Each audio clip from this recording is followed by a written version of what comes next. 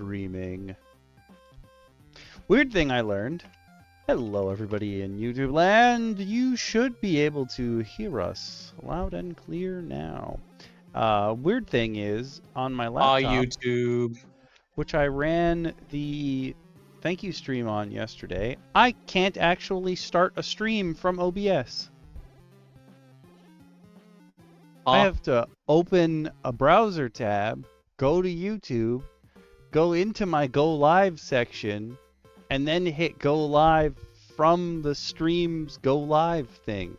Like, just hitting Go Live on OBS doesn't actually start the stream. And I was like, that's okay, whatever, whatever. Isn't that the whole point of its existence? Yep, you would think, but apparently not. I guess I'm wrong. Level 93. Let's go. That sounds strong. Now, Twitch, can you all hear us? 7 more levels. Oh, 100 is the cap? 100 is the current cap, yes. I've already leveled how many things to 100? 4. Ooh. Twitch is up and running. Also, for those of you who hung out in the stream yesterday, the thank you stream, the entire time it was running, OBS was like, actually, it wasn't OBS, it was YouTube. According to OBS, I didn't have any problems. But YouTube was like, hey, your bitrate's real low. And I was like, is it? And then I realized that I did the by command instead of just commands. We're not leaving yet. We just started the stream. Just making sure Nightbot's in there. Sorry, my bad. He's not sorry. Sorry. Now I lost my train of thought. You're not sorry. The bitrate. I had the bitrate set to the default it functions level. It was changed in the other menus, but I forgot that in OBS, not only do you have to change stream, but you have to change output stream. So the output stream was just the default lowest setting, but the actual stream was way higher. But because output stream was low, that took precedence.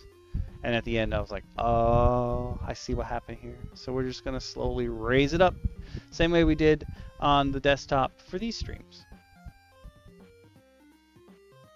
Should I bring up the article where people were like, oh yeah, this is how to cheat at D&D? So we can laugh at people? You totally could. There have been... How many of you out there... toxicity. That's fine. How many of you out there have gotten on your... I don't know if this happens on iOS devices, but on Android, like, you have that screen that shows you articles that it thinks you'd be interested in. How many people are getting articles from, like, The Gamer? I've never been to The Gamer website, but, like, mine is almost, like, always The Gamer and Comic Book Resources.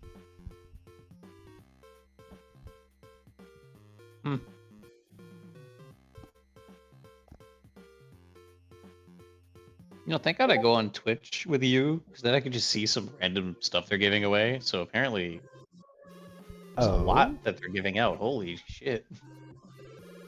Oh, like Prime rewards and stuff? Yeah, I'm looking at, like, what are the big ones I can see in here? There's Thief, Deadly Shadows, there's Midnight Sun, Saints Row 2, Amnesia the Dark Descent, Endless Space 2, Saints Row 4, The Siege, great game, Star Wars Jedi Knight, Dark Forces 2, and Tomb Raider 1, 2, 3 Remastered. That's not bad at all. All right, we just got a message. I even skipped like 8. Yeah. The weird thing is, even if you're not, like, for those of you who are on Twitch, even if you're not a Twitch Prime member, it'll still give you notifications like, oh, you can download this if you were a Twitch Prime member. And I'm like, you trying to catch me in FOMO? It's not going to happen, but, like, okay. I see what you're doing here.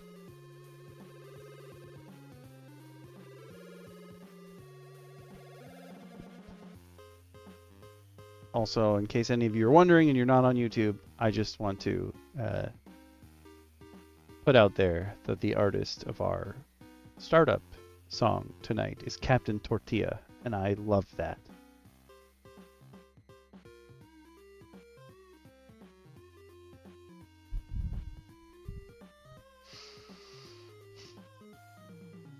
And if you're wondering, it's going to be a while before I move the stuff from the Inventor class book into the repository, because... Sorry. Well, you wouldn't... I mean, you sort of knew I was already working on the Inventor class book. But what I meant to say was... Whoops! Spoilers, I guess. I am, in fact, working on that video. But the stuff from Atlas... I meant hasn't been put in the repository yet, or like any information that might have come from there. I gotta clean up Atlas before I move the stuff from the Inventor class book into the repository and other stuff. But the Inventor class book, that'll be the next solo supplementals. It's super long, so please use the included timestamps for chapters. I apologize. It ended up being way longer than I thought it was going to be. But it's very informative, methinks. That stuff will eventually make it into the repository. The spells and classes and subclasses and stuff like that. Just not right away. I gotta do some cleaning.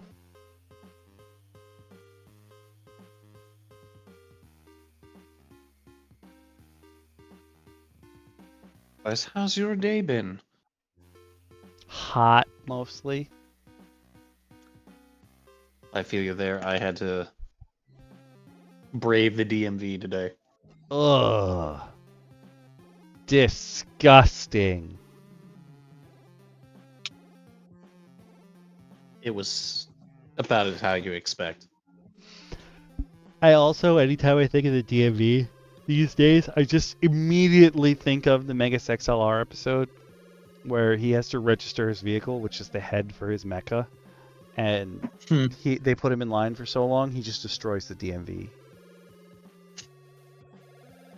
That's fair. Sometimes you just gotta get it out the way. Mm-hmm. I even went in with an appointment, and I didn't get home until like 4. Ew. I'm so sorry. It happens. Then I got home, worked out a little bit, but I overexerted and I have a headache. Listen, if any of you hang on Discord or what have you, you know I'm the porcelain punisher. I have a headache, but from punishing porcelain. Different. It's kind of like your expertise. True. Now, did you spec into that willingly? I feel like it was all or the was it rotten and foisted outdated upon food. you? Yeah, I think it was foisted upon me. Oh, I hear the blue did you, bloops. Nightbot just realized we were streaming. I heard it. Yep. Good job, Nightbot. Wait, but like, did you roll on like a wild magic table? No, I think it's more a case of nurture than nature. Just what was available when I was little. So you just, instead of gaining a skill that anyone... Sorry, my wife was talking to me. So instead of gaining some other skill, it was just shit yourself. Yep. It was lactose intolerance isn't real. You better eat that cereal. It's probably the start of it, to be perfectly honest with you. That's fair. Apologies, I have to go. I may cut out for a bit because I have to plug in my phone, and then I also have to go grab my food from the oven. Ooh. I saw gravy. Who dat? Is that a Shin? Might be. Hell Don't quote yeah. me. That means you're gonna be number 2. Whoa. Well, it's a lot of pressure. I'm just kidding. Not the number 2 we were just talking about, in case anyone's wondering. Oh no. Were we having porcelain tails? Yeah. But instead of that, okay, I know VF/Clubs is coming later. I don't think DM Lakar is going to show up. I have spoken to Dungeon Mommy a couple times today, but I don't know if she's going to come to the stream either. So I think we could just start.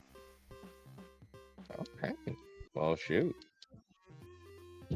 Well, we will obviously miss everyone, as we always do here at the Roundtable. Because we like people. At least we like the people on the Roundtable. It's so and the true. people here in our chat. We love y'all. Without y'all, we wouldn't be here. We wouldn't have kept this going for over a year. That's True. crazy. We're fancy. We are. It's true. We are here due to we're like Gamera. We're fueled by the power of the people. Not the children, though. Not the children. That's a dangerous thing to be fueled by. True. You've got us there. But our first topic today, if you are watching us on YouTube, you could just drop the video description down and follow along in this article. I realize there aren't a lot of links today because we're going to be looking at a lot of PDFs, but this article is available online. So drop that link down, or drop that description down, grab your link. If you're on YouTube, if you're on Twitch, I'm throwing it in there and pinning it for the next 30 minutes. Bloop. But this is How to Be a Dungeon Master from D&D Beyond, written by Riley Silverman. I don't think we've come across any of the articles from this particular author before, though. Okay. No, but they do have a Star Wars. I know. And it's Rey. Concern instantly raised. Concern. Credibility rapidly depreciating. So, this is How to Be a Dungeon Master. Now, there are videos that are linked in this article, but we're not going to watch the videos together. If you guys want to watch those videos, you totally can. But there's different sections to this article, and the first one is, what is a Dungeon Master? Not even going to read the intro. The intro is just like, hey, we're going to give you some tips. So, we just happen to... The 3 articles that we have planned for tonight just happen to all coincide to be on relatively the same topics. When you're going to go DM, how do you start? How do you get into this? And that was completely unintentional. It just happened. We all had the same idea at the same time, which was really cool. The Roundtable here shares the same brain cell.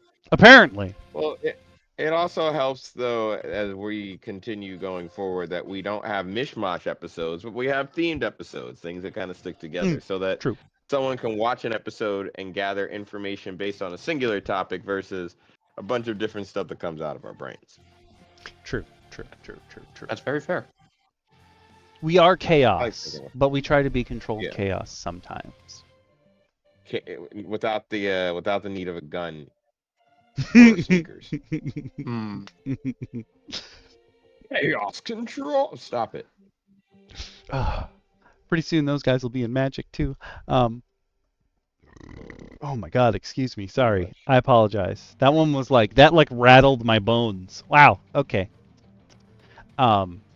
This article is just hey, how can we help? We'd love to help you set this out. Because, listen, becoming a DM or a GM or a referee or whatever else you happen to want to call yourselves when you're running the game, that's a daunting task. Yes. And it can be super, super scary. But, it's not as scary as you think. Because as long as everybody's having fun at the table, even if you misinterpret the rules, you're playing D&D right. As long as everybody's having fun, you're doing a good job. Do they come back to the table? I've heard so many people be I don't know if I'm doing a good job but my whole party comes back to the table every time we game, so I assume I'm doing okay.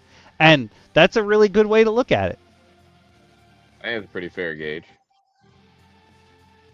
Like, wow, they haven't quit. Clearly we're doing something right. I also think though that there's a huge stigma of being a DM. The first time you DM, I'm sure they'll get into it, but I actually see one of the topics being your first adventure. Start small. Start with a good idea and branch out. And also, another tip if you want to be a dungeon master, Amazon has really cheap notebooks. Ooh. You can write. You will find yourself writing everything. I have notebooks full of campaign ideas and incomplete thoughts. Eventually, I should combine into something or finish, but they just exist. It's going to happen. Get used to it. It's going to be your note taking, but it's okay. Definitely get some notebooks and write. Hello, AWAS.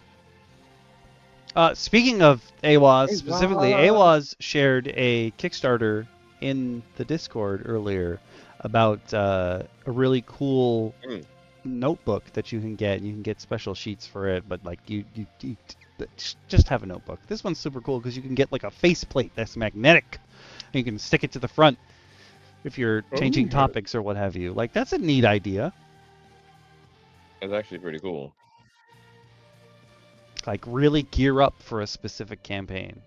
But would one of you like to read what is a dungeon master? Something I ask myself every day. Considering my browser just froze up, I will delegate it to you, one of you guys. I got this one. Well, the dungeon master is a vital role to the D&D table. And while players will bring their characters to the game, the DM will provide everything else. What does that actually mean? In basic terms, the main responsibilities of the DM are to narrate the adventure. So, I think I can surmise this pretty... I think I could have surmised this pretty well. Essentially getting to the idea that your job is pretty hefty because you are essentially another player at the table. I think that's something that they don't really fully note here, but you are a player at the table, and you are playing everything else at the table: the world, the monsters, the adventure, the BBEG if you have one, whatever it may be that isn't in the control of the players. It's you. I think that's super important. It's not. I still see people like going into the game thinking it's players versus DM. No, it's collaborative. Like, you're all there to have fun. You're all players. Your DM is never against you, just their dice. Yeah, basically. Yeah, I think the big thing that people have to sometimes realize is exactly that. That I, as a DM, am not aiming to kill you, because if you die, I have to figure out what else to do. I have to let you wait to... Like, I have to let you create new characters. Now I have to run you through brand new adventures. Like, that's a lot of work. And then you might be surprised, or you might want to go back to what you just died to, and then I have to justify that as a good idea. There's a lot. Mm-hmm. The DM killing off a PC is just like when you were a kid and you squirted all the toothpaste on your desk, and your teacher's like, put it back in. You're like, well, what do I do with this now? You just have to figure it out. Mm-hmm. We're tapping into those skills that you thought you forgot. Mm-hmm. We don't need to read the box on what's an NPC. I just like the you might be playing the strange women that lying about in ponds distributing swords, but they left out the clause where like the sword determines the structure of government. You gotta put that part in there too. Sorry, they also don't explain. I just realized in this box it never explains the acronym Oh, because it's above. Never mind. Okay. My bad. I was like, what do you mean? Huh? Yeah, you're non-player characters. So like Shin said, anybody who's not a player, the DM is going to be controlling most of the time. I mean, sometimes we hand over the fun if we feel like we can trust you. Or you might like take a poll if this is some new character to the group. Sometimes you'll be like, okay, what does the group think this character will do? Yeah. I can't trust my players yet. They're too chaotic. Fair. That's exactly why you trust them. No. Let chaos reign. No, Sometimes. they kind of they put down Old Yeller last session. Oh. Only Old Yeller was a child. Murder hobos. Sometimes the Kenny has to go. But the problem is, it was a player. Interesting. You know who would have never let that happen? DM Bacon. That boy hates PvP. Well, to give context, they were in a shootout in Star Wars. And one of the player characters, because he did it just for the funsies, is an 8-year-old kid. So he just is like figuring out what to do in this scenario. He completely knew what he was getting himself into. And he got shot by a zombified stormtrooper. Somehow the bounty hunter of the group was like, wait, he's going to turn, and just executed him. With the player's permission.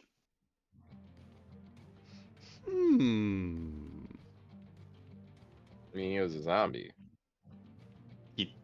Yeah, I guess zombification transfers through blaster bolts now, but I was like, that's not how that works, but okay. Look, you're not a man of science like that. You're right. You're living Grimjack's dream of killing a child, except your 8-year-old wasn't telling a robot what to do. He's never going to live that down. That's oddly dark. Never going to live that down. Yeah, man, I want to be on the battlefield. I just want to tell my robot what to do. So you want to kill a child? That's what you're saying to us. You just want to kill a child. Your wife agrees. She does. I think she's on TikTok. I worry about that, boy. Let's check out your first adventure. You will notice... Wait a second. How did we speed past that?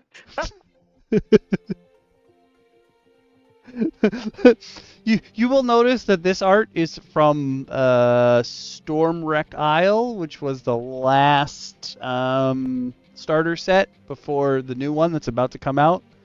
With, I think it's Keep on the Borderlands, the new starter set. And these kids are from the D&D show. Except they're all over the book, but you never meet them. And then I also love this shot of the dodge action, because I'm assuming that's a monk. So, oddly, no, and yes. I don't know if they retconned her. I think she used to be a No, she's not a barbarian. Is she or like a thief or something? This looks very monkish. I think she's either a fighter or a monk. I don't remember who the monk is. I think she's a fighter only because I don't... Victorian orphan magic? Ooh, Victorian orphan magic. Now that's classless magic. Also, why does that ranger look like he's about to cast like guiding bolt out of an arrow? Really does. It's definitely a holy bolt, whatever it is.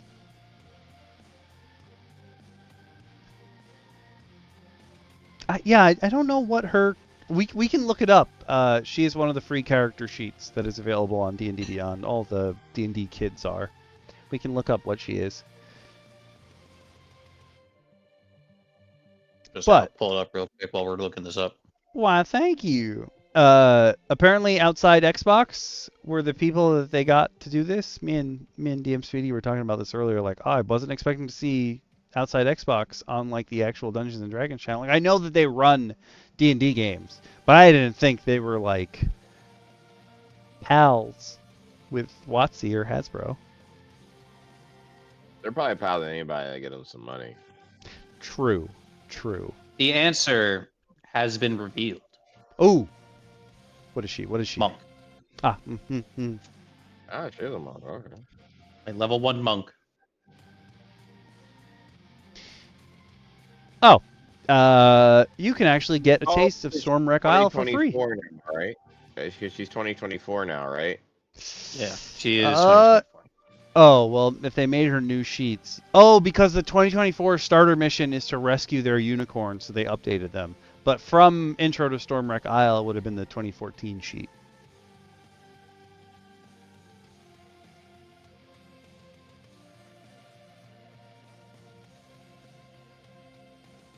I'm not sure, but you can come right on this article and get Intro to Stormwreck Isle, which will let you play through your very first mission. And this is from when before their current works, where they don't key maps, so you have no idea where anything is happening. This map will be keyed. Meanwhile, because you had me look into this, just the pre-made human druid looks a little too comfortable with this bear. Look, sometimes things happen with the bear that we don't talk about. It's true. Right, Are we Baldur's Gate 3 fucking the bear? We might be. No, we're just utilizing the bear for warmth. True. It's just like a tauntaun. It's warmth in quotes. Maybe. No, warmth is in absolute caps lock. There's no fear in my eyes. But Riley here does want to give you 7 tips for running your game. And number 1, super important not to let like rule your mind make you scared about DMing. It's not that you don't need to know all the rules, it's that no one ever knows all the rules. I have a whole delving into your DMs on this, where like you don't need to think about knowing all the rules. There's not a single person out there that knows all the rules. At a certain point, it absolutely becomes an aggressive to hell with the rules. True. You will eventually hit the point where you are green-haired Kaiba. And also, you are the literal creator of this universe. Make your own shit up. No one cares. It's true. Yeah, at a certain point, you get to remember you are God.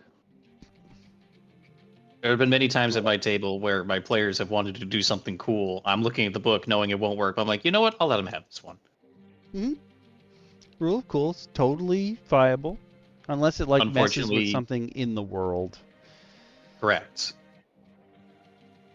I'm guilty of letting Shin do this because he made his custom magic table. And I'm like, you know what? I'm going to regret this, but I'm going to let him cook.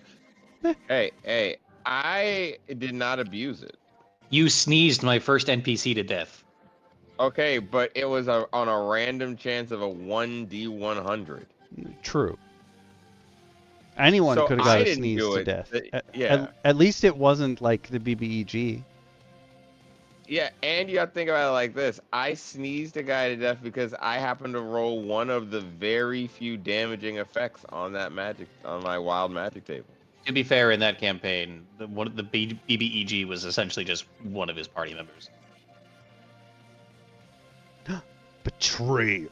It's not really a betrayal. It's not really a betrayal. It's just he didn't realize that he was the cause of the timey-wimey nonsense bullshit. I see. I had a whole backstory working for him, and unfortunately, that campaign just fell through after like 2 sessions. It happens, sadly, more often than one would think. Yeah. I will also say that it's not only that you don't know all the rules, but a big thing is, like, usually your table makeup is not all brand new people. It's people who have played before, then there's like a brand new person spliced with it. Maybe there's a person who's played a different TTRPG, so they have like a basic gist of things that are happening. And while yes, like your DM is, wait, Mortal Kombat Raiden or Metal Gear Solid Raiden? That says Radian. You are Oh, correct. wait. I just assumed it was We Raiden. can't read. We just can't read. But if you have other it is people, Mortal Kombat Raiden. yeah, I was gonna say I can't think of anybody named Radiant, and then my first thought was I need to read more Brando Sando books because I'm sure there's a dude named Radiant in there. I will not. It was. But like you can totally ask the other people at the table for help too, because a lot of the times the people who are playing at your table, they've probably, if they've played the game before, they might be playing something that you don't know but they know, or like vice versa. Like everyone's got a different amount of knowledge, but you can all pool it together. Yes, the DM's going to arbitrate, but you don't always have to wait specifically for the DM. You can definitely ask other people at the table, especially if like the DM is doing something that they're really thinking about, or like they're working with another player on something. You don't have to interrupt them every time. You can ask someone else at the table for some help, and that might just help everybody at the table. Yeah. Sometimes I think, like, I know that I'll have players, if I am playing, ask me, not so much as often, but a campaign I was in recently with a bunch of people who had never played. The DM was like, "Hey, you've played before. I know you DM. Could you help me out with like rules and stuff like that if people have questions?" And I was like, "Yeah, sure." Like, I kind of had to code DM, and it's kind of like code DMing where I'm not making world decisions, but I am trying to assist with simple thought processes and like rules. Like, hey, can I do this on a turn? Like, no, I had to explain like bonus actions to a player. Makes sense. Did you have to explain modifiers to the players that have been playing for multiple years? Did you have to remind players about crossbows? I'm just gonna growl and ask who wants to take on the fact that you also have to communicate with your players. Oh my god. I think it's yes. I pretty will do this. self-explanatory. Yes, I will read it. Is communicate with your players. There's a false image sometimes of dungeon masters as the opponents and players, as we talked about earlier. It's your dice that are the opponents of your players, not you. Of being the scheming antagonist hiding behind our sinister. Wait, what? Hiding our sinister secret behind a screen. I can read. But in reality, when you're DMing, you're working with the players to run the game and tell the story. Yes, you do control the monsters and set up challenges, but you're doing so in service of making the game fun and interesting for everyone at the table. So when there's something that you feel needs to be talked out, do it. Maybe it's just asking a player to more clearly explain what they're trying to do so you can tell them what to roll, or noticing that players missed a plot detail and making sure they understand what has happened so far. Much better to talk stuff out as a team than let either you or your players grow frustrated. That's what we were saying earlier. Just talk to your players. Because it's such an easy thing to just forget. On both sides. Oh, you roboted hard on there. Damn. You went extra roboto on in there. Damn, I think okay. it was you. It was you. Oh, it was me? Yeah, you became a synth. Oh, I only said but I heard it too.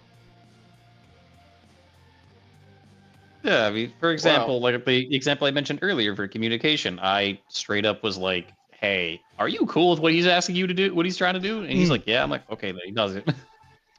I will also say that there was like a whole wave of TV shows that were, I guess, technically dramas that came out a while back, and each of them had like a show after them that was like just people talking about them. I 100% recommend leaving time after your game sessions for like a decompression get together, and just letting your players talk about things. And another problem with this is that you should all talk about them, but because you're the DM and you're supposed to be like running the world, sometimes your players develop like an unwarranted animosity towards you if they don't understand something. And if it's just them, like even if it's everyone else at the table got it, but that one player didn't, they won't be mad at themselves. They're going to get mad at you because you're supposed to be the one who explains things. So you got to talk things out. Like if you notice that one player's like, I don't think they're getting it, it is better to try to bring that up than just ignore it, because they're going to just develop anger towards you. Like you're doing a bad job, even if everyone else gets it. It's true. It's a weird rule. It's a weird thing to contemplate, but it has a lot of basis. Because you definitely want to make, because I think it's also there. It could be. It's gonna sound mean when I say it. It's gonna sound mean when I say it, but sometimes there is I think a certain level of DM player compatibility. True. Oh yeah. And I think that if you can't communicate with your player, with a person who's going to play in your game, you'll never figure out if you have that compatibility. And then sometimes you just end up with people trying to like you don't want someone trying to sabotage your campaign. They're having fun. Right. And just because you don't get along, like maybe you don't get along with someone at this particular table, or like if you're DMing like your whole table, like you just don't vibe with them, that doesn't mean the game isn't for you. It just means you don't vibe with that particular table. Like every single table is different. What did VF say a couple episodes ago? Like we're all playing the same game, but it's not actually the same game. It's true. It's like we're all playing the same game, only in name. You got to find the right table to really enjoy it. Like I was telling DM Speedy that I have a friend that like really got into outside Xbox specifically. Oh, and then Viva La Dirt Leagues, like D&D campaigns and what have you. And she'd never played before, so she was like, "I'm gonna go play D&D," and I was like, "That's fantastic! Like, go do that, please." Yeah. And she went and she was like, "Okay, I had a single session. I had no inside jokes with anyone at the table. I don't like this game. I'll never play again." And I was like, "Wait, what? How? Huh? Maybe try again so you can develop an inside joke. Maybe." Also very true. They expected the instantaneous, haha, we're all bonded now. Yeah. I was like, you don't know these people though. You've never met them before in your life, neither in game nor IRL. Like you gotta develop your found family. And Awaz is correct. As a player, do not be afraid to call your DM. Yeah. Oh hell no! Listen, if I fuck up, call me on it. Call me on it. I as your DM, I need to know that we're all on the same page.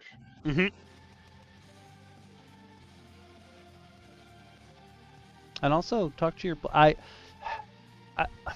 I know this works for some groups, but a lot of the campaigns I've been in or I've run, we have like a separate Discord for just the players as opposed, or like a group that only like the players go in and the DM doesn't. And like having that chat to be like, yo, I think something's weird is also super helpful if you get the people to talk. My party never uses the chat, and the 3 people who constantly try to get the rest of the party to talk in the chat are always mad that no one is answering them. And I'm like, well, I can't even go in that chat, so I don't know what to tell you. This is on y'all. Yeah, they're kind of stuck on that one. I feel for them. I really do. Like that is frustrating, but yeah, you're kind of I think you're at Your super hands are human levels tied there, there. girl. I think your hands are a little tied on that one. Just a pinch.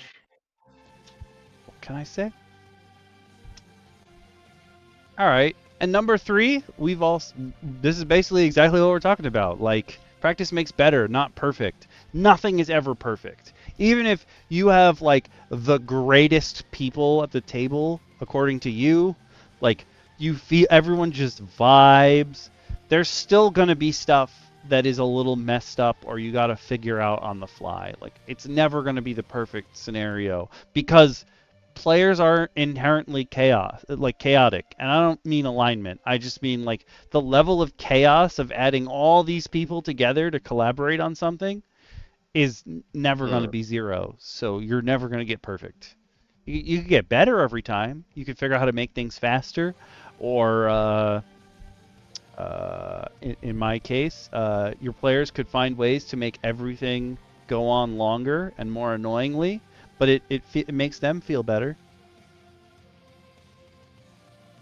Yes, and then also to go along with this, do not expect your story to go exactly the way you think it will. Yeah, honestly, the first story you ever write, you should either have an idea of somebody they meet or have no idea. Just write the intro. Write how they got there and let them take the rest. Just let the dice and them take the wheel. Because if you feel like you can trust your players, I promise you, it will be a wild ride. Yeah. Yeah. You cannot account for the kind of chaos your players will bring. I love that one session I had. I had a beautiful thing planned. They seemed to be going that direction. Then they just took the hardest left. I'm like, they're like, why are you so quiet? I'm like, I'm not prepared for this. Those are my favorite moments, though. True. Oh, it led to some absolute beautiful shenanigans, but you're like, are you good? I'm like, give me a minute. I gotta get my board out and connect some red lines now. Give me a second. I was talking about this. Getting hit with a pivot is hilarious sometimes. I was talking about this when I was doing the unboxing yesterday for the thank you stream, because one of the maps is like just a fortified gate, and I was like, this is basically what I did for my session 0, and I ran 3 different groups in it, like different configurations of my players, so that everyone would be able to have the session 0, and I could teach them like the basic gist of how things are going to go. And I presented the same scenario each time, and it turned out completely differently with each group of people. And I was like, oh, I don't think I can plan for them doing things. Like, that's all it took. Session 0, my first time DMing I've made a mistake. I'm not going to be able to plan every step that they make. They are chaos incarnate. But you start to realize at a certain point, like, oh, they're going completely off the rails. Okay. Once you start to realize how they're not really off the rails, they're just tapping into parts of the story you hadn't thought of writing. They're your muse. So essentially, as a campaign goes on, your players are writing their own story. They're writing their own gameplay. And you're just filling in the blanks to make it as complete. They're giving you all the Venn diagrams and the blocks and everything. You're just making it the story. And remember, it's a collaborative storytelling game. That's the beauty of it. Get collaborative. Work with your DM. If you have, and my favorite thing to do, listen, I have to say this, there's a fundamental difference between you and I working together to build your character a certain way. And you telling me how your character exists. Because you cannot tell me how your character can exist fully in a world. Like, I'll give you a fine example. Players, when they want to come in with storylines where they are the former prince having battled something and they want to slowly unlock their power and stuff like that, I'm like, okay, remember, you are level 1. No one knows who you are. I'm like, because you have to almost remind them that at level 1, they are not chosen. And I think a lot of times people want to be chosen from the beginning. Yeah. And that's not the way it works. And or that's not the way I feel it should work. Yeah, like again, you were level 0 before. You were just some weird commoner with 4 health at maximum. That's if you were super lucky. Like you weren't out doing things. And it doesn't even have to be us as the DM that can tell you this. Like in my campaign, our ranger was like, "Hey, I fought a beholder before." When they met a spectator, and the rest of the party was like, "I guarantee you didn't. Maybe you fought like a stuffed animal of a beholder, because if you fought a beholder at 0, you'd be dead. You would not be here." Yeah. Yeah, like the idea that like, oh well, I fought the Demon King, and in a pact, I had to seal away my power.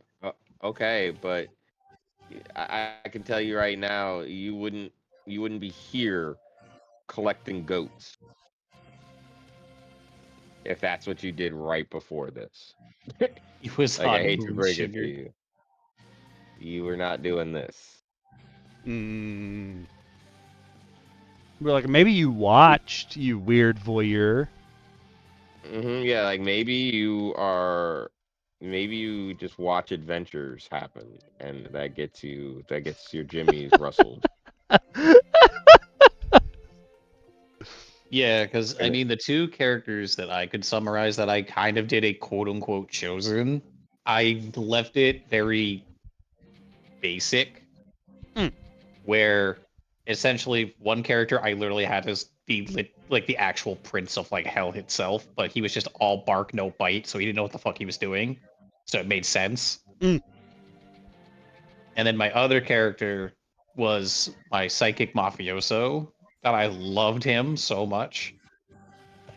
And I made him a sorcerer first, who basically just over the course of years in his backstory finally mastered the basic use of his powers. And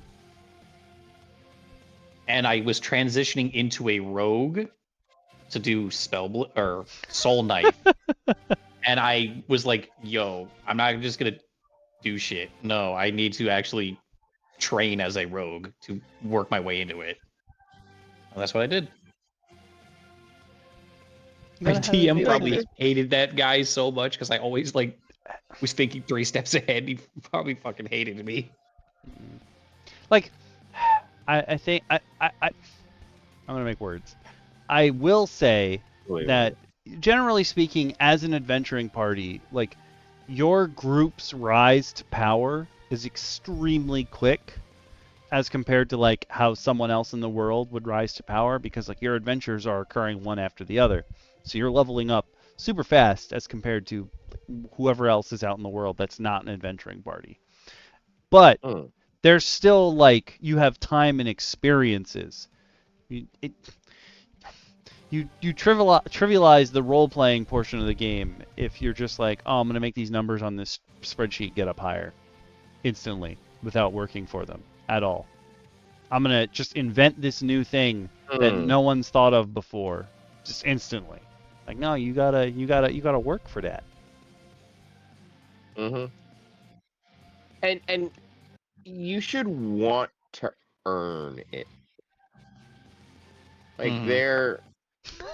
I think a lot of times people don't understand that like there's a lot of joy in earning the power. Like 100%.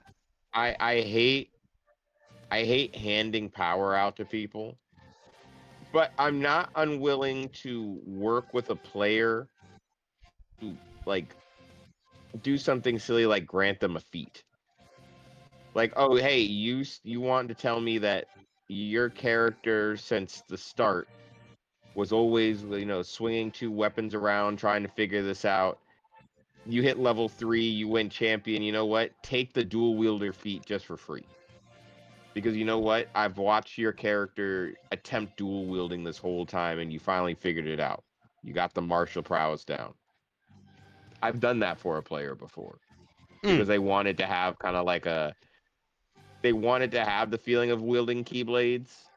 Luffy, Goku, and Superman Day 1. Yeah. No, it's more the Ichigo Day ones where they're like, yeah, I just woke up with immense power and they couldn't stop it. It's like I can stop it. You just won't like when I do. They're like, yes, I'm gonna play a wizard and I have infinite power. You are afraid of stubbing your toe at level 1. Mm-hmm. That's why, like, the character I'm playing with, clubs as the DM, I finally hit level 2 as a wizard, and I am so beyond happy I can cast 2 spells in a day. Space and power armor. Oh, you guys should also be happy that I'm level 2 because I can now revive 2 of you a day. Oh. We do have quite the chaotic party. To say the least. But you have power! And that's important. We do have power. Now, if only our cleric would stop giving away our young squires. I'm not a cleric. If only our friar would stop giving away squires. Don't misclass me. Yeah. For the record, you didn't have to sell yourself out there. You could have just let me talk.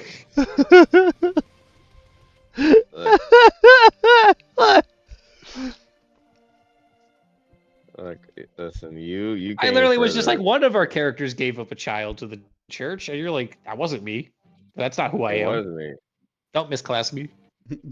Oh yeah, don't misclass me. I did, and I gave that. Did you want me to carry a child to danger? Shoe knuckle dusters. Okay. That's basically how my character, who had his grandmother's brass knuckles, that did like 2d8 force damage on top of me punching shit as a monk. But the question is, Seamus, I missed you. While using your knuckle dusters, do you still have hands? Because apparently, the homebrew tradition is to say that if I have something on my hands, I can't hold anything anymore. Yeah, we treat it as an unarmed strike, essentially, because it's me just punching you with my hands. I hate that. Like, Gauntlets of the Destroyer had it, the Manicorp Gauntlets had it. Like, just because I put something on my hands, on my fingers, doesn't mean I don't have hands anymore. I still have opposable thumbs. Nope, they're gone. When you put something on your hands, you just have essentially like Powerpuff Girl hands. They just become nubs. Yeah, you officially become nubby. Are you saying we're starting off small with our hands? But I need. Well, I would say that it is important to start small. They're definitely right though to try if your first time is DMing, try using like a established adventure. Get a feel for it. And like you don't have to go for the whole, like they're basically saying like you don't have to go for the whole book. Why don't you just do a one shot? Totally 100% behind them on this. Like go for something real small because like we said, especially if you're brand new and you're adding all this chaos into it, there is no way that you're going to be able to plan out a whole campaign. Like, okay, we're going to make fun of that person on Reddit again, but like spending 30 to 50 hours, like working out exactly how your campaign is going to work in detail, that will immediately get thrown out the window. I'm guaranteeing it. Like first 5 minutes, someone's going to do something you didn't plan for. Oh yeah, and you're going to be pissed. And it kind of tackles all of these. It kind of tackles the last 3 points all at once, because you have to be flexible. And when they say your comfort level, honestly, if you're a fledgling DM, be a fledgling. Because after your first time DMing, you are no longer a novice. Mm-hmm. And you have to accept that fact, because that's a proud moment. After you've run your first session and you've gotten that feedback where everyone's like, hey, thanks, DM. And you've gotten that first thanks, DM. Oof. Feels good, man. Feels good, man. Tickles you in a different place. You know what I mean? The first few sessions are always rough it's not even just you figuring out the game itself as it runs. It's you have to figure out how the players are going to be working, but they also have to figure out how they're working with each other and you. And on top of it, you have to learn about a whole new side of yourself. That is a learning experience for you because you're essentially introducing yourself to a whole new version of yourself, the DM. That's not an easy task.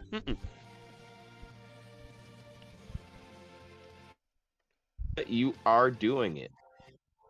And the only way you're doing it wrong is if someone's not having fun. It's the only way you can do it wrong. But even that, I kind of feel like I feel like now that I say that out loud, I feel like even that's kind of incorrect because sometimes people aren't having fun, and it's got nothing to do with your campaign as a DM. Also true, 100%. Again, DM player compatibility is a thing. And as long as you're doing your best, that's really all you and the players can ask for. Even in the most perfect scenario, there will be someone who just doesn't vibe with how you run the game. And it's not your fault. It's not their fault. And when we say fun here, we really mean engaging because like sometimes you do something happens in the campaign and everybody's crying, and like that's sad, but you're still technically having fun. Like you're still enjoying yourselves. You're like, you killed him. I'll be like, yep, and I'll do it again. Yep. And then this article says at the end of here, like, yo, you can manage your whole campaign on D&D Beyond. Listen, if someone found this article and wasn't already on D&D Beyond or like hadn't clicked our link, like, I'm pretty sure to find this article, you'd probably already made stuff. I don't know if you have to really tell people to come to D&D Beyond while you're on D&D Beyond. Maybe it's literally like someone Googled, how do I be a DM? You know what I mean? True. And then this last one, super important. I cannot hold all the voices of the NPCs in my brain that are speaking to my players in any given situation. None of you are paid voice actors. Okay, maybe like 0.06% of you are paid voice actors, and you can hold that one voice forever. But like, none of us here are thespians. You don't have to really worry about it. You can just. One thing I will say is you don't even have to give a voice to all the characters. Something I read way back when was instead of giving voices to characters, to differentiate them, give them a quirk or something specific that they always say to differentiate them from other people. Like, for example, in my campaign, the leader of DM Bacon's Harper Cell, she has like a big old witch's hat. And until recently, they didn't know that this big old witch's hat was actually a magic item. But her quirk was that she would always like ruffle the sides of the fold of her hat. And they knew, like, even if I wasn't doing a voice for her, that's who was talking because she's constantly ruffling the sides of her hat. That's smart. But that's actually a really clever way to do it. And you could go the One Piece route, give people a laugh. I actually tried to, at one point, I tried to fake out my players because a bunch of them love One Piece. And he's not technically a pirate, he's more like a smuggler, but his mini looks just like Blackbeard. And so I gave him the Zehahaha laugh, and every time I did it, none of them reacted. And finally, Jack DT, our ranger, was like, I'm not going to react because this isn't the One Piece world. I don't know if this guy's evil. I'm going to assume he's not based on his actions, but he just happens to be just like Blackbeard. And I was like, I mean, it makes sense. You're playing Goblin Slayer, but you're not Goblin Slayer. But also, shout out to him for using critical thinking and being True, like, true. yo, I'm not going to immediately jump Not to assume, yeah. violence. Like, he did it. He did it. Yeah, You did it. I had an NPC in my like Wild West campaign who was the sheriff of the town that they were like trying to save. And it was a quirk of hers that she absolutely despised one of my players because she was playing like a charlatan who just like constantly got arrested and pissed her off because she had to deal with him so much. There's a reason. So any time that the sheriff would be involved, she would just like mildly berate everyone else. But the moment like this one player got involved, this player loved it because she thought it was hilarious. Would just go over the top, like, "What the hell are you doing? Get the fuck out of my town!" But I didn't do anything wrong. Well, you will in like 10 minutes. I know you. And I just made it like this grandiose, unbelievable hatred for this player's character. That's good. Just out of pure annoyance. Timing. Good. Like that kind of tie, also great. I've seen a lot of people say like, oh, when you're starting a new campaign, just make the players like have some of the players have ties to one another or some place, just to make it easier for them to have ended up in the same spot. Mm-hmm. Not a bad idea. Oh, AWAS, Mike, I guess. Yeah, because the way I go off of that, the way I started my most recent campaign is they're essentially in like, this is Star Wars, so they're on like Coruscant, and the entire planet's on, or their sector they're in is literally in like complete and utter lockdown. I told the players what happened because they were there in like the prequel story, but as part of their NPCs, their player characters know it's a lockdown and no one's allowed to leave in or out. And I'm like, well, what were you guys doing to be here? And they're all like, oh yeah, we were like bounty hunting in the area and got locked in here. And the player who was playing the kid was like, well, I just lived here. My parents tried to escape, or tried to leave at the start of the lockdown. They were taken away and I escaped from the stormtroopers. And their first session started in this player character's like apartment and is now bereft of people. Aww. So it was quite sad. But that's how they start out. One of them was an Ewok who like hitchhiked on like the bounty hunter ship and didn't even realize it until after the fact, and now they're all stuck together.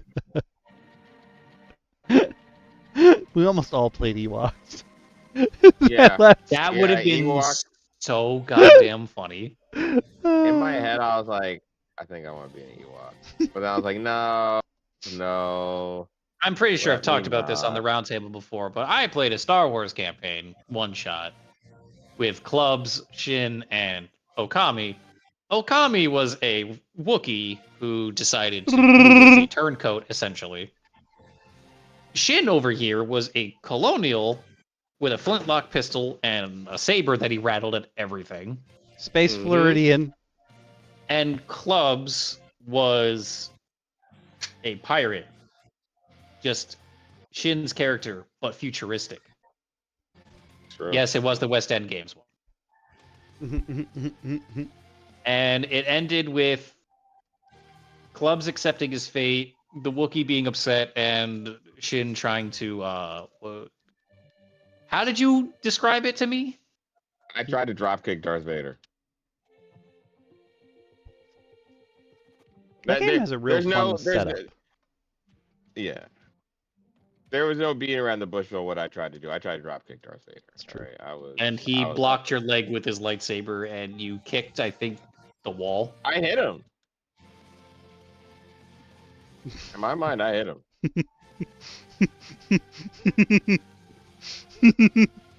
You won't tell me otherwise. There was a connection. It's true. There was a connection, just not the one he wanted. Listen. I like that rule. Well, it was to kill them off, so.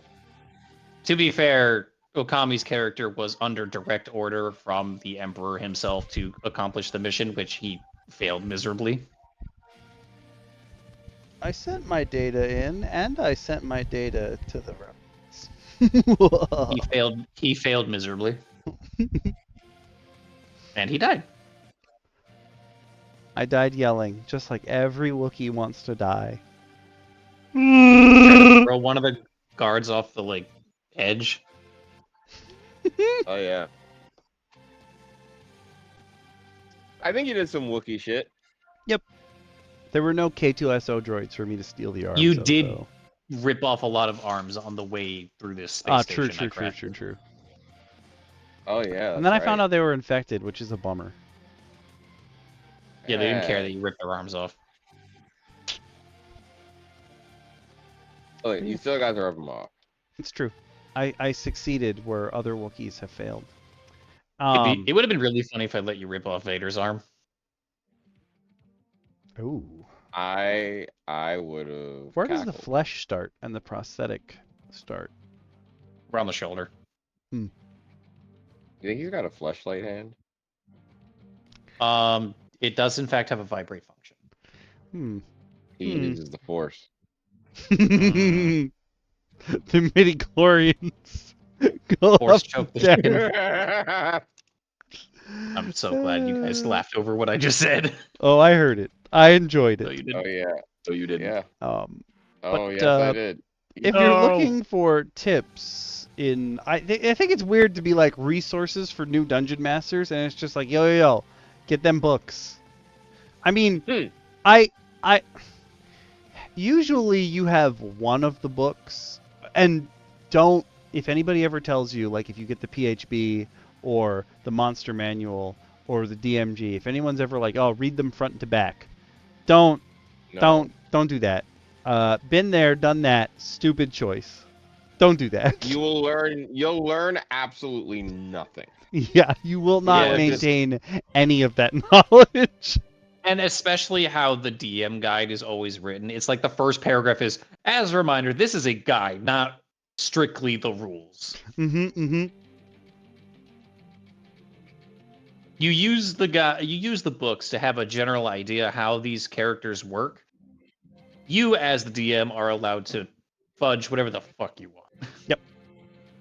You determine. Move the rules accordingly, and move the rules according sometimes to the way your players are. Like, if you realize that, like, the start of your campaign is going to be, you were planning on them going to be monster hunting, adventurers, and turns out they'd rather play, Moonlighter and run a shop and see what they can do to collect stuff to run their store.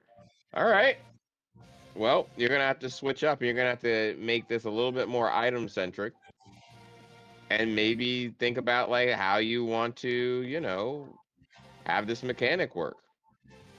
Yeah, you could just make it that the BBEG goes from wanting to take over the world to he keeps raising taxes on their shop specifically until they fight back. The BBEG could literally be a town chaplain who's literally also part of some kind of, like, deep heist to, like, actually do some shiesty shit. You could make it like some espionage level shit all in town and still have an adventure. Espionage, I sense. We'll play some cyberpunk. Just a bit. Oh boy. Some syndicate, if you will. And then we can go on another journey. Okay. It's weird that the choice, like the first thing they suggest, this is the picture from the Essentials kit, which was like a second starter kit. It takes place at roughly the same time in the same exact areas, but changes a little bit of stuff. As the original starter kit, which was Lost Mines of Phandelver, But the weird thing about the Essentials kit is after you buy it, it handheld. gives you a code for D&D Beyond that unlocks like a whole new campaign that has a bunch of new information about like towns on the Sword Coast and other stuff that's happening. I just think it's weird that like if you don't use D&D Beyond, like if you've just gone out and bought the Essentials kit, you would never know about any of that other stuff. Like people It's a shameless plug. Who don't use the internet would never get any of that information. Like DM Speedy said, shameless plug. Yeah, because I mean, it's also a thing of relying, for me at least, this is what I experienced yesterday, kind of relying too heavily on like these digital tools to a degree sometimes will screw over like specific players. Oh, 100%. Like Wizards of the Coast related, but not D&D related specifically. I was teaching a few people yesterday how to play like Magic the Gathering. And because they were so like one of my players was so used to just using like MTG Arena. Yeah. That when we played on, Cockatrice, what we use, it literally, because you had to sit there and actually pay attention to everything going on and just not everything being done for you, it increased engagement, and also you understand more of what's going on. Yep. So like even if you use like Roll20, which has everything on the screen and mainly you're just rolling the dice, being able to see that stuff and just work with it versus like here's a bunch of blurbs on your screen, have fun. And like everyone knows I hate math, but like the D&D Beyond character sheet doing all the math for you is fantastic that you don't have to do the math, but I'm like so very sure that many people, because they've never actually had to do it, they don't understand how it works since it does it for them. Yeah, you kind of have to. I feel like you do yourself a disservice by not learning how this breaks down. Oh, why is this my bonus? Oh, what does this mean? How does this add up? Understanding your pluses and minuses so that when you see a creature with like, 16 strength or 17 strength, oh, okay, it has plus this to hit, plus this. Kind of, you know what I mean? Obviously you won't know those numbers exactly as a player, but the idea is more to familiarize yourself with mechanics so that things aren't as confusing. Yep. And the second option here is homebrew. Yep. You could just make whatever you want, whenever you want. You, in fact, are God. It's true. I will say, don't go too crazy with homebrew until you're ready to make your own stuff completely. Lots of homebrew, wildly unbalanced. Always take a peek and like try to match it up to other things like that. There's tons of resources specifically for this. Like people go and make. There's this one spreadsheet I always look at where someone broke down all the damage numbers and like amount of buffs that all the spells at every level provide, and like you can use those tools to figure out if a spell that you're looking at that's homebrew is okay. Granted, maybe you want a spell that's overpowered, or maybe you want a spell that's underpowered, because listen, when people make homebrew, it means there's a niche that needed to be filled. Maybe it's not your niche, but it could be somebody else's. Or maybe it's not their niche, but it could be yours. So just try and... After you've played for a while, you'll get a better feel for like what's over and what's underpowered. Yeah. Don't be afraid, and as a new DM, don't be afraid to tell your player, hey, this isn't going to work for my game. Because I know that the fear as a fledgling DM is, oh, if I say no, they're never going to come back. They'll come back. They'll come back. Yeah. Because also with something like homebrew, someone may be trying out something homebrew, not even because for the flavor of it, just for a numbers game. Yep. Or they tried to fix something in their campaign. Yep. I think Club said it best last time. Like they were trying to fix something in their campaign that just didn't work. Hey, Waz, you have so many books. I'm so jealous. Okay. Before anyone else says it, don't worry about it. I know I have too much stuff in my house already. Okay. I was gonna say was about ooh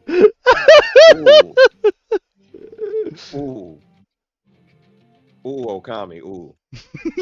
But also, you saying that rustled my jimmies a little bit. Well, you know what else rustles my jimmies? People who have not subscribed in some way, shape, or form to help out the channel. You know what? She's not here, but I know Press that those buttons, with people. the proper amount of silence, we can get Okami to summon her voice. Okami, please. I'm casting a ritual right now. Hit the buttons. 1d2 rattle, do the thing. If you have money, make the buttons give him money. If you don't have money, just hit the buttons that subscribe, and that also gets him money. So you get to feel good either way. Yes. I need to just start hitting the button when I'm making my regular videos. Like that was the entire point of me making the channel ads playlist, so I could just slot those little clips into videos, and like I never do it. You gotta put in your regular videos. You jerk. You got premium recording. That's true. I really do. From the celestial queen herself, and you just don't use it. Okay. The Kofi command, it's just I don't know what about it, but Nightbot does not like it. Because I just gave me the same notification on YouTube that it did on Twitch, that it gave AWAS on Twitch. That's so weird. I thought it was just a Twitch thing, but no, it's a Nightbot specific thing. Interesting. Good to know. Good to know. But, you know, so again, we're not going to watch any of the videos that are on here. You guys can go hang out and watch them yourselves whenever you feel like you have time.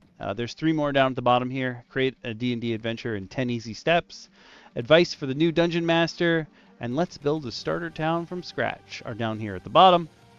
But I think it's time we move on to the next article of the night, which was provided to us by your boy DM Shin.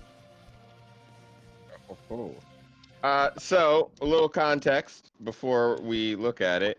This is an actual article from Dragon Magazine, which was essentially the Nintendo power of D&D for a very long time. Oh my God, that's the best way to describe it I've ever heard. I love you for this. It was the Game Informer, the Vanity, the Cosmo, whatever that famous mag. It was the highlights for nerds. It gave classes. It gave classes, monsters, all sorts of just amazing information out, and just combing through the pages, you would find tons of stuff. But there have been individuals who have helped preserve it. It's been long since defunct now. I think a few, like at least 2 decades almost now. But it is actually preserved. You can download the entirety of it off of certain places that I can't promote. Fair. But with the right amount of investigation, you can find. But it is good to know that they are preserved there, because honestly, if you're a new DM, grab them, read through them. It's a couple of gigabytes. I did it. I have it all saved and downloaded. I might actually see if I can get it all online and host it, just like on an online place. You know, that if requested, I will provide the link to. I won't just post it any place for free, but if requested, I will hand out the link to. I'm smart about this YouTube stuff. Don't worry. I got clever. Been watching a lot of my favorite YouTubers review Pokemon ROM hacks. And, Yep. They're always under attack. Yeah, their verbiage is like, and I'm like,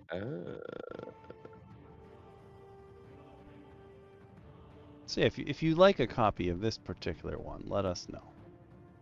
We can lead you in the right direction. So no links for this one. I'm going to share the article that VF provided. I will post that one in the Discord. Yeah, that's just because that's like a legitimate letter that Gary Gygax wrote. Yeah, but this I hope he's here for it. I hope he's here for it by the time we get to it. He did say he was coming later. But did you want to drop the PDF for Speed? Oh, yes, I can. That I can do. So we're gonna be looking at page 65 of Dragon Magazine. And it is a fun little ditty. Oh, I can't send it to Speedy because I don't have Nitro. It's okay. I can. I was gonna say I would probably not send it to me because I may actually head off because my headache is currently pounding. Aww. Hey, unfortunately. Take your rest. You missed it earlier, Shin. I did overexert myself and I'm suffering from exhaustion and a headache. So I'm gonna go chug some water and rest. Everybody out there, remember to hydrate. This is important. Yeah. It's very stay hot. hydrated. Especially with tomorrow being hotter in our area. Oh. Yeah. Yeah, please stay hydrated. It's summer. No matter where you are, it's summer. I don't care. Water yourself, water your plants, water your grandma. Mm-hmm. Keep your lips moist. I see what you did there, Fist. Adios, my friends. Bye. Feel better. Feel better. Thank you. I'm waving. You can't tell, but I'm waving. I'm waving back. Yay. We will be using the create, destroy, water cantrip for DM Speedy. True.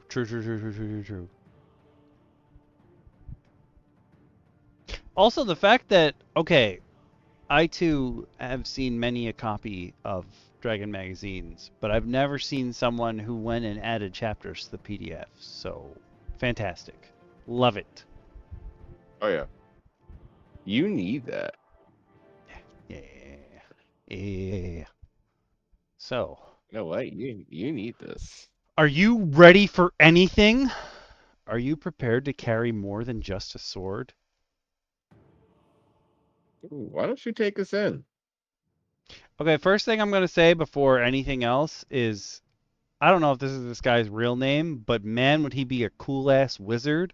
Hello, I'm Pulsipher, the wizard. I can't get past it. But it looks like he wants you to know that it's more than just, like, you should have an inventory, okay? And you should keep stuff in the inventory that's weird so you can use it. A Pepto-Bismol, Pepto-Bismol has to hang out with hip bursitis, okay? Okay? And I forgot what the other disorder Oxford comma has that we were gonna turn into a. It's definitely a demon, but I can't think of what it's called. We were talking about it the other weekend. Frick, I forgot what it's called. It's like 9 syllables. I'm like, well, that's either a demon or a dragon. There's no alternatives. It's definitely a demon dragon. I think it's like a prince of hell, princess of hell, or something like that.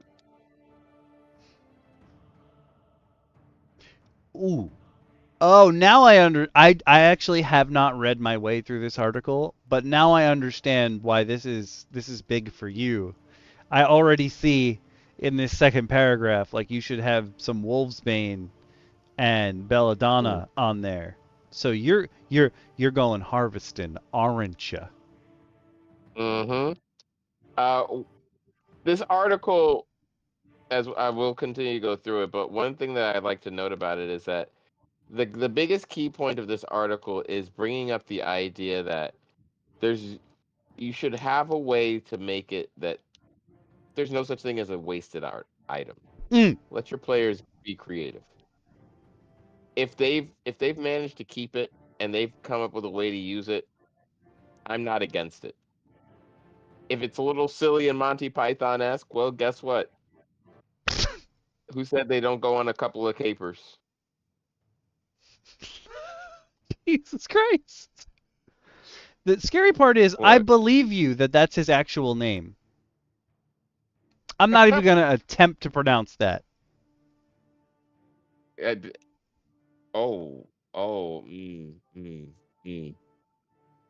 those of you who are on YouTube, I see there are some of you over there. It was said this is her father Kieran's name. I'm just gonna share that over there. Also, what up, YouTube lurkers? We see you, we love you, we thank you for being here. You're the best. Feel free to talk to us. Yeah. We want to hear from you too. We can for sure see both chats. Yeah. We pay attention to both chats. So say hi. Because we appreciate you too.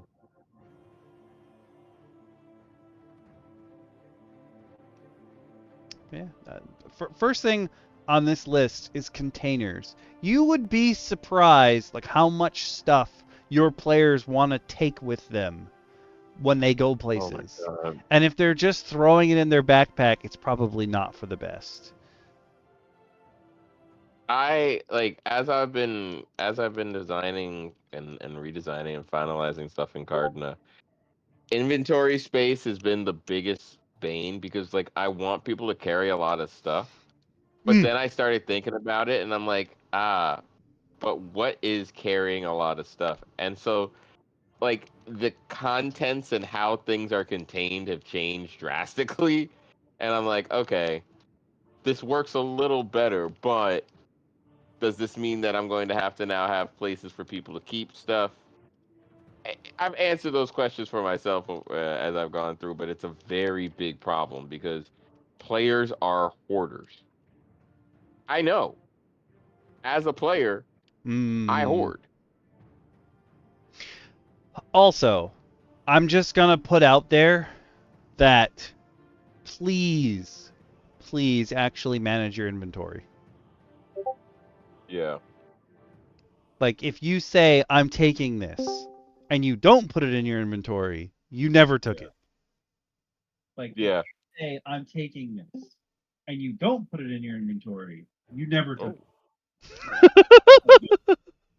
I like the echo, honestly. I'm not going to lie. Sorry. No, I liked it. You helped illustrate my point. That was perfect. Yeah, it's like no, we really want you to get this part across. Like, if you didn't put it in the fuck. Oh, wait. No, come back.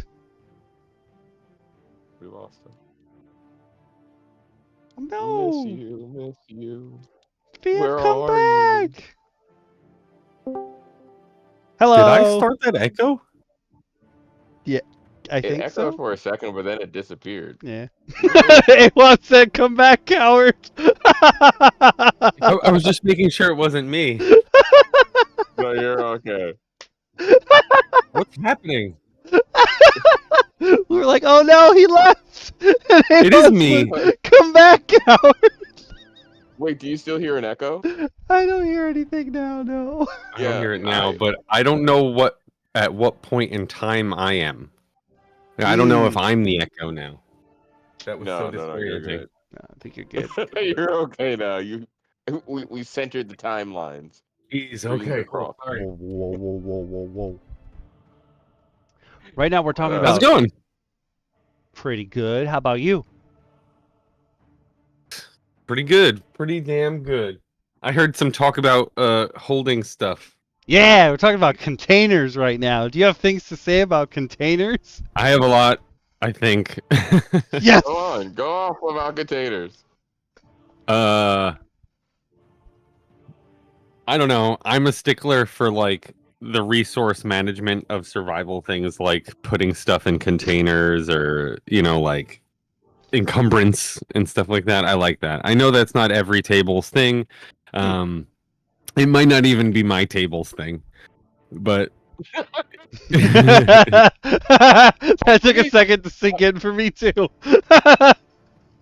Honestly, it's one of those things that it makes sense. So I've never had an issue with it.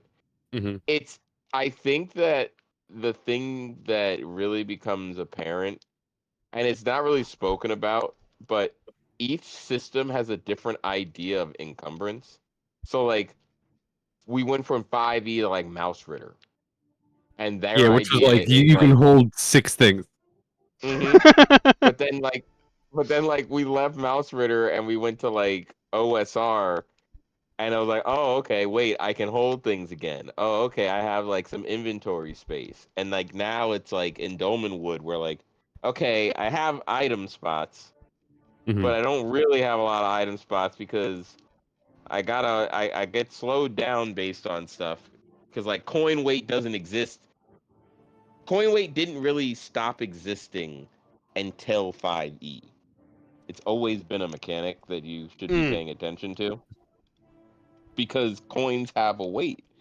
You know, if you're carrying a bunch of gold coins, realistically speaking, that's heavy. I can I can show a character sheet to explain what you mean, right? Like Yes. Yeah. Hold on. Okay. Well, when you bring that up, I'm gonna pop it up in the browser anyway. So I'm gonna switch back to browser for a second because, like, okay, we love putting stuff in your inventory, but like you don't have to go crazy. So I'm gonna show you guys Valley of Egeria's character sheet, because Valley of Egeria independently lists every container that she has. And they're all specifically stocked. Like she writes in what container she's got and what's in each container. You don't have to go this hard. Okay, I'm not saying you gotta go this hard, but we like putting things in containers. This is Here, I'm gonna take a screenshot of this part of this sheet too, so it's not like you're not waiting for me to get the whole freaking thing. Yeah, I'm having fun either way. Oh so this is Erdank's inventory. Boop. Erdank is my character. Tupperware of holding. Ooh. Damn, wow, you rich. Wait, is Erdank the friar? Yes. Yeah. Why you got so much money? I thought you forego possessions. He's only allowed to keep on him things. He's not allowed to store things. So his excess he has to give away. But right now he's carrying a prayer book. It's just a very fancy prayer book. Another like doctrine of his religion, which is very fancy as well. And 99 gold.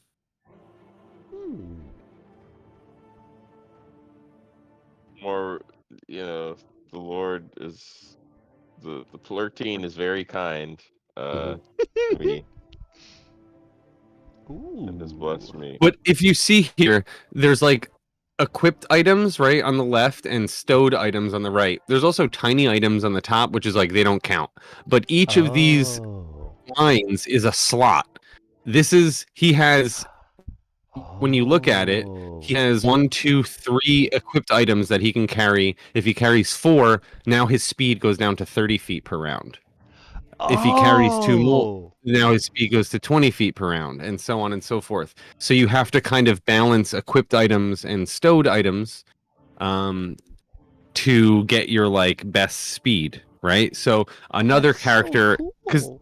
this is a friar. He doesn't wear armor and only carries a staff and a ham shank as a weapon, right? So That's all I got. yeah. So if you would imagine someone in like heavy plate armor takes up 3 slots. So they're already like not in 40 feet per round as like just based on what they're equipped with. So it's different for, you know, it kind of slows you up and speeds you down. And 100 coins goes in a slot. So when they find coins, when they find gold, they can only put 100 coins in each slot. That's why finding things like gems, jewelry, stuff that goes in tiny items but is worth a freaking million, you know, gold is like the best shit. This is cool. I didn't realize that until you said it. Like my brain didn't process like the speed bar corresponds to the lines. That's so cool. Yeah, this is like the alternate like item slot based encumbrance that's included with Dolmen Wood. There's also the coin weight where you like tally up the weight of everything just like normal and you get a number and compare that with a table. But this is just so much easier to just throw things in a slot. And I also like suggested that our game switch to coin weight and everyone's like, "Nah, item slots is good for me." And so I wanted to prepare a case and I took our heaviest fighter, our knight, and I made a like mock-up character sheet using coin weight, using all of her equipment, and she moves at 30 feet per round with item slots, but if you did all the weight separately, she would be 10 feet per round. So she actually gets like she's faster, so I'm not even gonna suggest that shit. Like we're item slot motherfuckers now. As I'm listening to what you're saying, I was about to argue for her. Yeah, no, it did not work in her favor. I was about to argue for her. Okay, good, because that was not. No way. Then look, I did it as a mock-up. Your worst nightmare would have definitely occurred when Erdain got rid of everything. Like, what? I can't move? No, yeah. I gotta go. I don't run coin weight in my game, but one of the first games I played in, we were dealing with a Rakshasa, and he had stolen all the money from a circus, and he just kept it in like a humongous sack, like a Santa sack. And I was the rogue of the party, and I was like, yo, we're gonna steal it. And our DM was like, how you gonna move that bag of gold? And I was like, what do you mean? He was like, it weighs like 4 times as much as you. There's no way you're gonna be able to. How you gonna get it like through the tunnels and what have you? And I was like, I'm a find a way. I did not find a way. It was much too big and much too heavy. That's like, I love that in D&D, to be completely honest, when like the players find a huge cache of gold that could change their lives and level them up and stuff, and like, you know, everyone's getting new armor or whatever, but it's like, how do we get it out of here? Do we have to drop things? Can we even take it? Should we leave it now and then come back for it? Like, I love that. There's also the prospect of like, once you have all of that gold, especially in older editions, well, guess what? There's always the chance of you getting lost, of you getting robbed. Everything wants money in the world. Yep. So, like, you guys being found by bandits in the woods as you're leaving a dungeon. Well, guess what? Going down to 10 movement speed was because you now have, like, 5 million gold, which once you turn in is going to level you up to, 10. Sounds great, but unfortunately, the side effect is you can't move for shit, and you're being chased by a dragon whose gold stash that was. And he just came back and noticed, hey, my gold is gone. Because that's absolutely a thing in older D&D. Yeah. Yeah. I love really the carrying like this stuff. sheet. This is such a cool system. It's a really good idea to just do like the slots like this. because I don't know. People like, I think deep down, people like having item slots. Mm-hmm. People who like gamed before, video games and things like that. Like item slots sort of just like make sense in a way. You like management. You like feeling like you've put things in like the optimal place for this item. Like, okay, I'm gonna keep all my ammo here and my. There's something about it. I don't know. Like the amount of people I've heard say like, "Oh, my favorite part of Resident Evil 4 is rearranging the briefcase," is absurd. Yeah, well, this is like Tetris is it in a way. Yeah. But you have to understand, like, getting the optimal attaché case setup is so key to having so many extra weapons you're never going to use them. But to be able to say you have them and a rocket launcher just at all times just feels great. like yes, you've unlocked the Chicago Typewriter Infinite rocket launcher. You don't need a gun. But you still want to know that you've got perfect management. I agree with all of this, 100%. I gotta switch back to Acrobat. Yes, okay, cool. Bloop. But one of the big things I wanted to point out that they bring up after containers is communication aids. Oh. And here's the thing. Your players should think about ways to communicate with each other that the enemy's not going to hear, because I've gotten used to always being in character when playing a session. So if I don't want my DM or my ref to hear what I'm saying or the character that my ref is playing right now to hear what my character is thinking out loud and wants to convey, we should find ways to communicate non-verbally. We should have call signs and the ways to communicate. Maybe ways to leave messages for other people if we think something's dangerous. If you've played a Dark Souls game, how many times do you read the messages on the ground? True. Even if it's just like, insert hole here. You read it. Yeah. It makes you want to put my hole in that. Hey, yo. Shameless, and I love it. But to follow that up, if they go into tools, I'm a big fan of tools and tool usage in TTRPGs. I think it's one of the things that I wish was better fleshed out, because there should be more tools that should be able to be created in a sandbox world, in my opinion.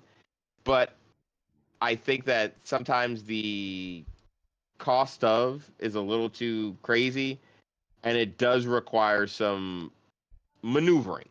That isn't always apparent to both player or like ref. Like it requires I think a little bit extra maneuvering and stuff like that, and it can be really cool because how can you use 50 feet of rope? Well, I think I can, climb something, but I think I can also try to tie it around 2 times and make a tripwire for something coming.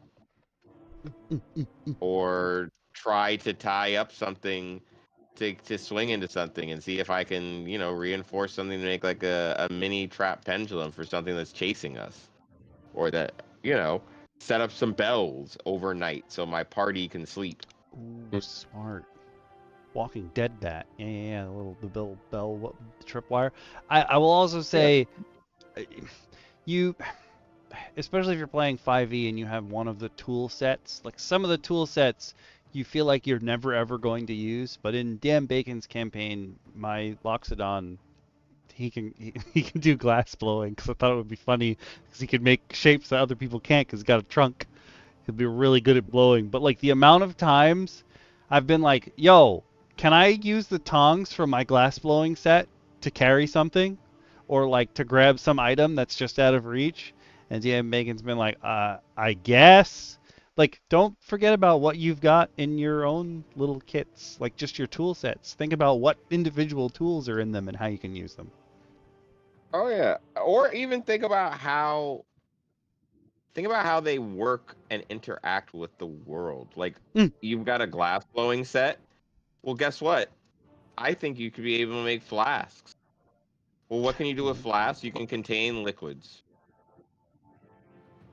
I like what you did there. So, I think that you've got to be willing to play around with it, I think, a little bit as well. Because again, it does require a little, I don't want to call it policing, but a little bit of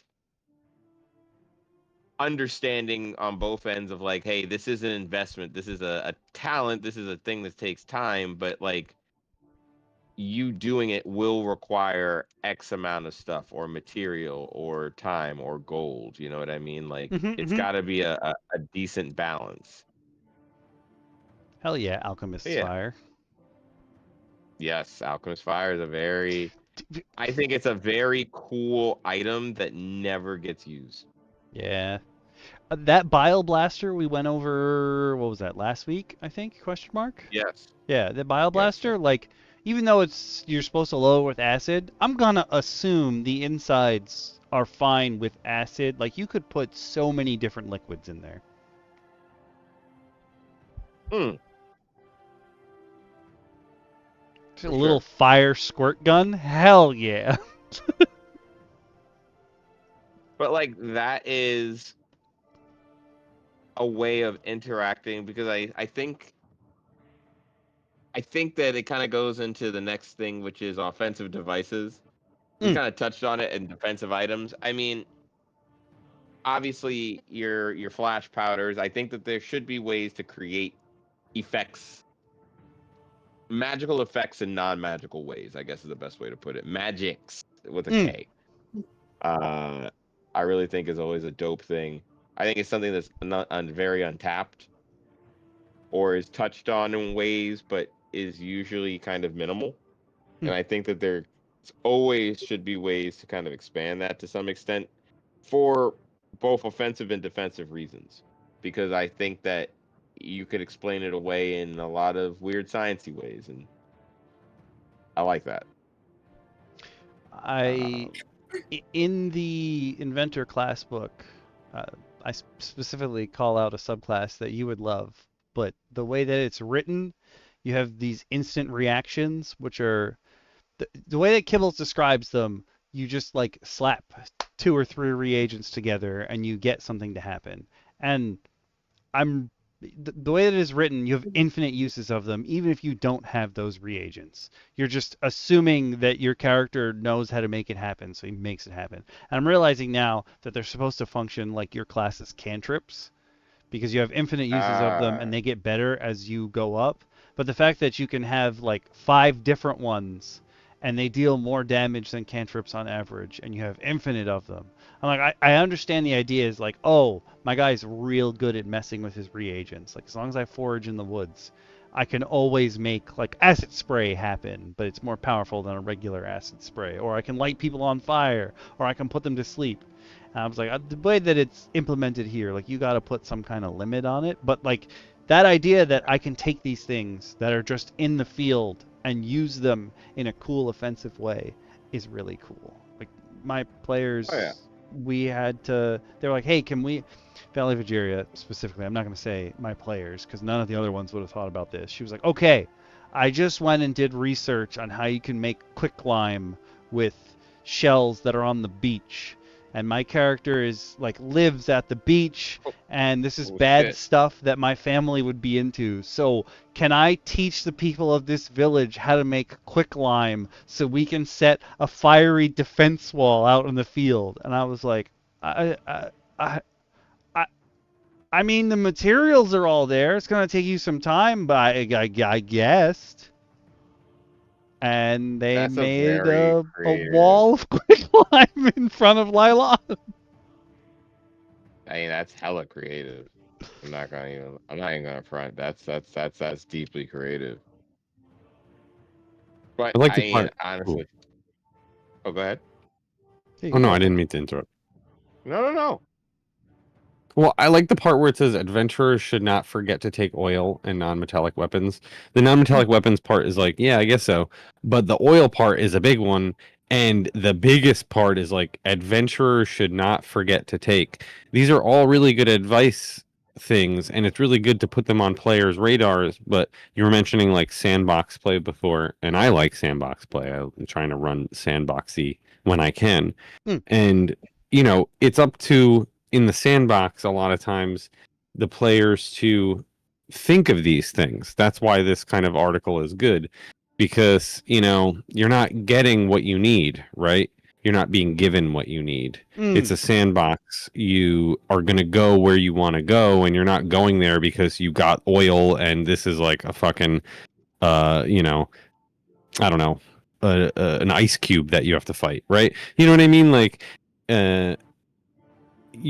things aren't locking up that way puzzle piece wise, right? So like you gotta still this kind of stuff is good. Adventurers should not forget. Yes, you're right, it's easy to forget, like we in between adventures, like we sort of in our Dolmenwood game, we all took, I think, in between a session and the beginning of one whole session to shop in between adventures. And there's stuff that we even forgot there too, because it's like, thinking about it, no one took oil.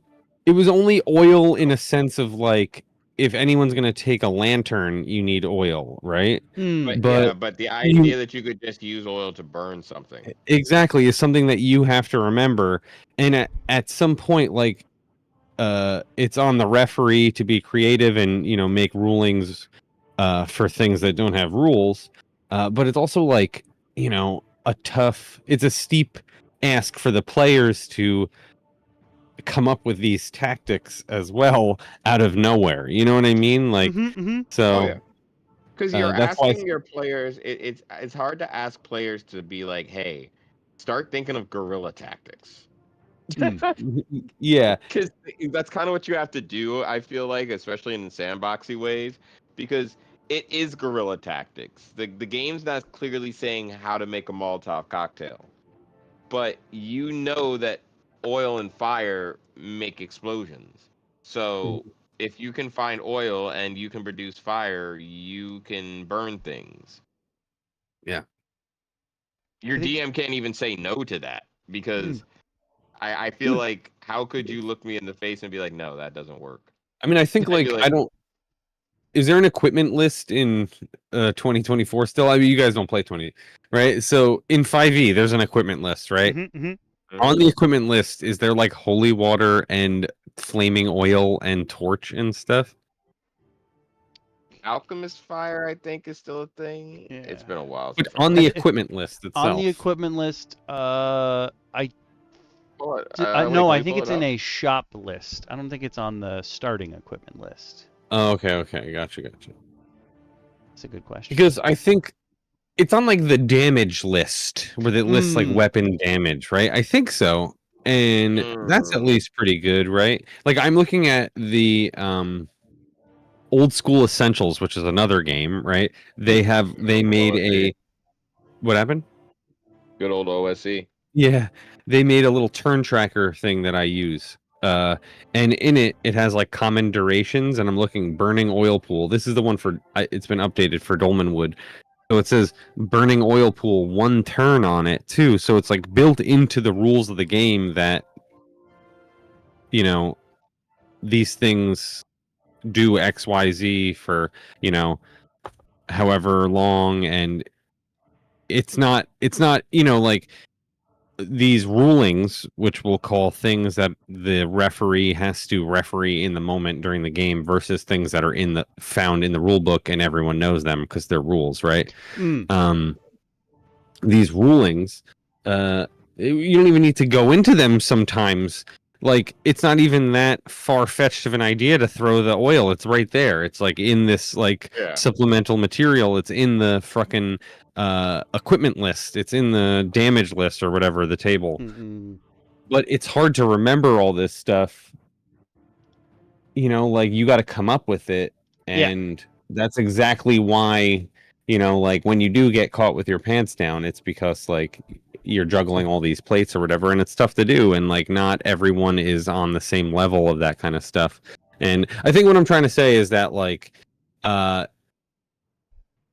you know, if we're talking about the referee having to make these rulings and like work with it and do all that kind of work, it's like different kind of work for the players. The players is like to be present and remember and conscious of these things and try to think, try to improve the game, try to improve their play each time, right? Like, so it's like different things each side is working on in a way. Anyway. Yeah. No, you're absolutely correct. You're absolutely correct. And the last thing they touch on in this article is encumbrance, which we kind of brought up before. Oh, there definitely should be though, and but there should definitely be an idea that like, hey, you have a certain amount of shit on you, you know, gonna start weighing you down. You know, it's just normal. I feel like that's just normal and natural. That's a part of the game. There's you know, you're gonna get weighed down. There's a very simple encumbrance method. I think it's called like simple encumbrance in OSE and other places too, where it's like with treasure and without treasure, where it's like your character has a speed, right? Like you move 30 feet per round or whatever you move per round, and when you're carrying treasure, you move half that. Oh, yeah, and that's sense. it. That's like this simple thing. It's like we're not going to track anything else you got. Your equipment doesn't matter. Your tools doesn't matter. Do you have treasure? Half. That's it. Yeah. Ooh, but it keeps things. It makes life simple. Yeah. And then some people play it in like a really strict way where it's like, you know, I keep adding more treasure and I stay the same speed. Or they play it where like now you got to swap which treasure you want to bring. You know what I mean? Like which is the treasure that is the treasure you're going to. So, yeah, encumbrance is cool. I think as long as like I like it. I like having to be conscious of it. Anyone can do whatever they want at their game, obviously, but I prefer a game where I have to worry about it. I can understand that. Nothing wrong with that either. No, I'm 100% for encumbrance. Weigh me down. But that's it. And like I said, this is Dragon Magazine. I mean, if you hit me up, I'll definitely send it to you. Like I said, if you do your due diligence and your research, you can find it online. There have been a lot of great people who have done well to preserve it and preserve this stuff for people, which I think is really important because, quite honestly, we need to be able to preserve this stuff.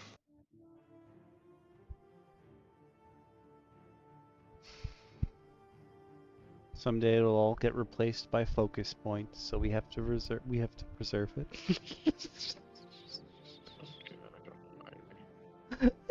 It's true though.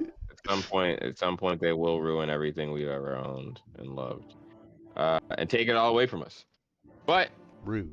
You know what? One thing they can't take away from us, something left to us, given us by clubs who came at just the perfect time, but left to us by one of the founders of D&D himself, the old G-Man Gygax. I think the last thing that we had in articles today, right? Yeah. What is Dungeons and Dragons all about? And how to go about it all. True.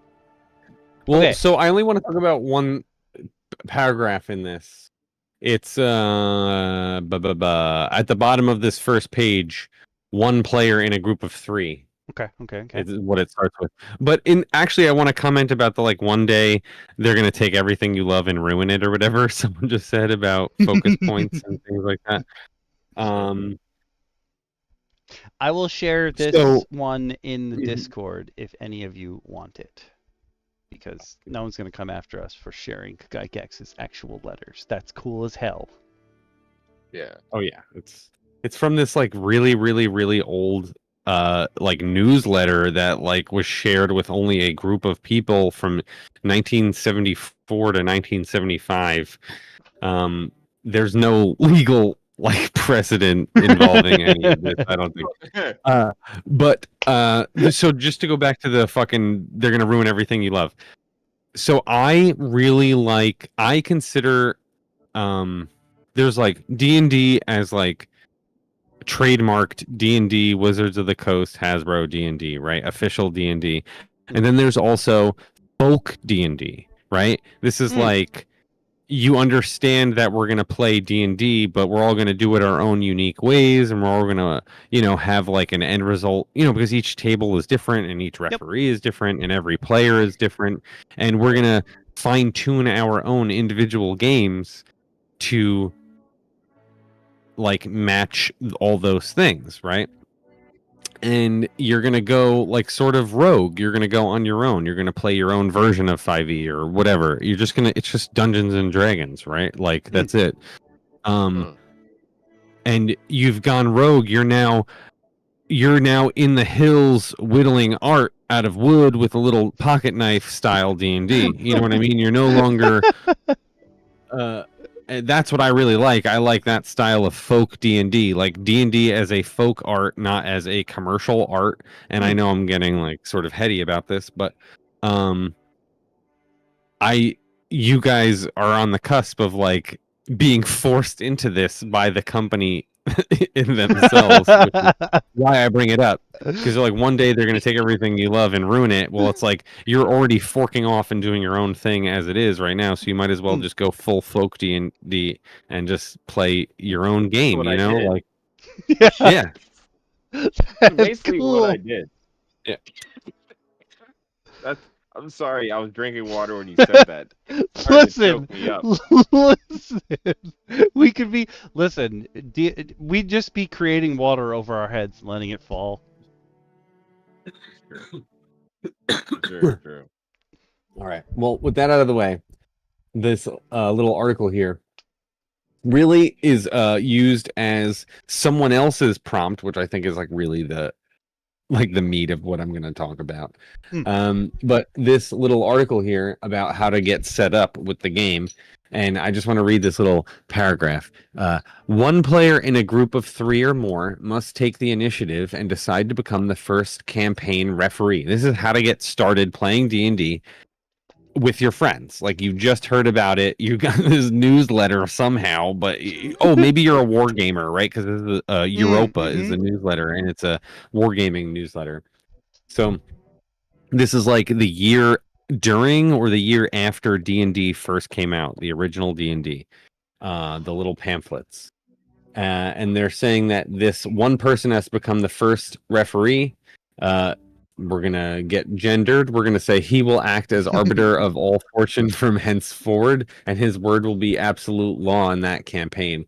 It is up to that individual to devise a setting for his campaign and create all of the world in which it is to take place. That is unquestionably one very large task, but it can be done slowly, so it isn't difficult as it seems so it isn't as difficult as it seems at first. It can be started by preparing only a map of the village, town, or city, which will be the center of at least early stage of the campaign. And he must also prepare several underground mazes of dungeon hidden beneath some castle, ruined or otherwise. And it's basically just telling you how to get started with the world. You know, you have level 1 characters. They have a very small radius of influence and where they're able to get safely in these styles of worlds, right? Where there's like monsters in the forest and that kind of stuff, right?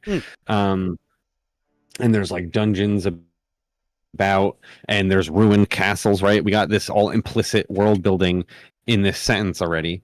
And it's sort of like all you need to start. And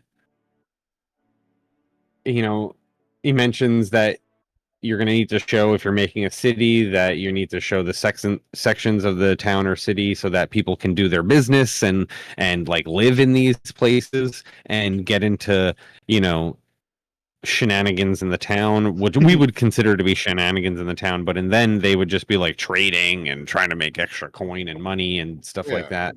Surviving. There's some regular stuff for them at that Yeah, point. yeah, exactly. And then the dungeons and stuff get populated with the monsters and stocked with treasure, and this is where the game is. This is where the players will go to these dungeons to battle with monsters and seek their fortunes, which is the quote. Because, you know, back in that day, gold was experience. So you got 10 gold, that's 10 XP. So, and you know, that's where you got your magic items too.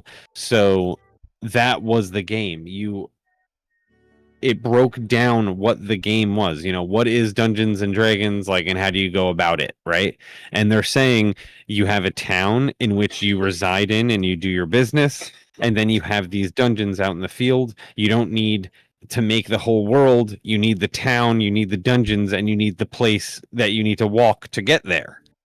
And so those three things are how they inferred this someone inferred the Gygax 75 challenge out of that and took that article and created, okay, well, here's a step-by-step guide on how to create your town or city or whatever, then your surrounding area and the, you know, what it's populated with and a dungeon and so on and so forth. And it's like a, you know, it says challenge, but it's really just like a workbook.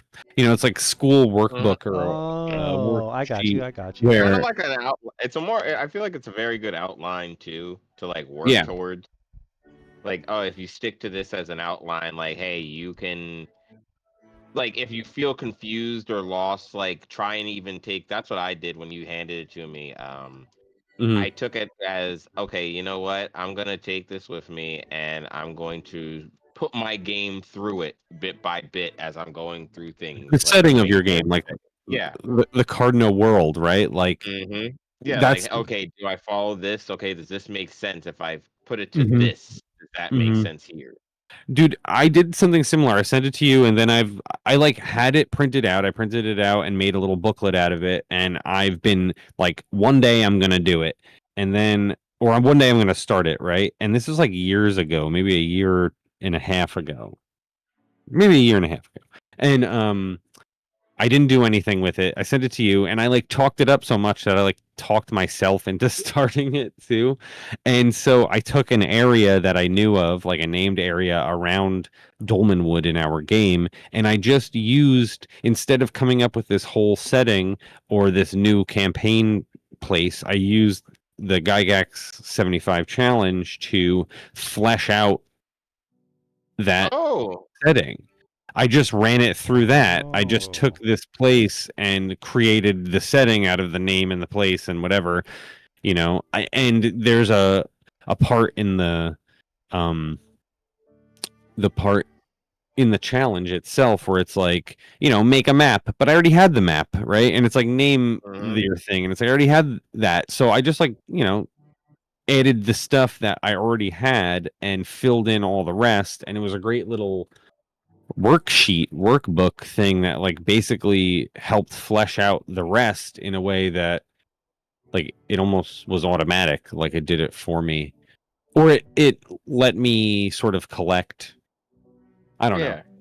No, I think, and honestly, I think it's something that, whether you call yourself a DM, a ref, like whatever you consider yourself, I think if you're stuck and you don't know what to run, like you have the itch to play, but you don't know what you want to run, do this.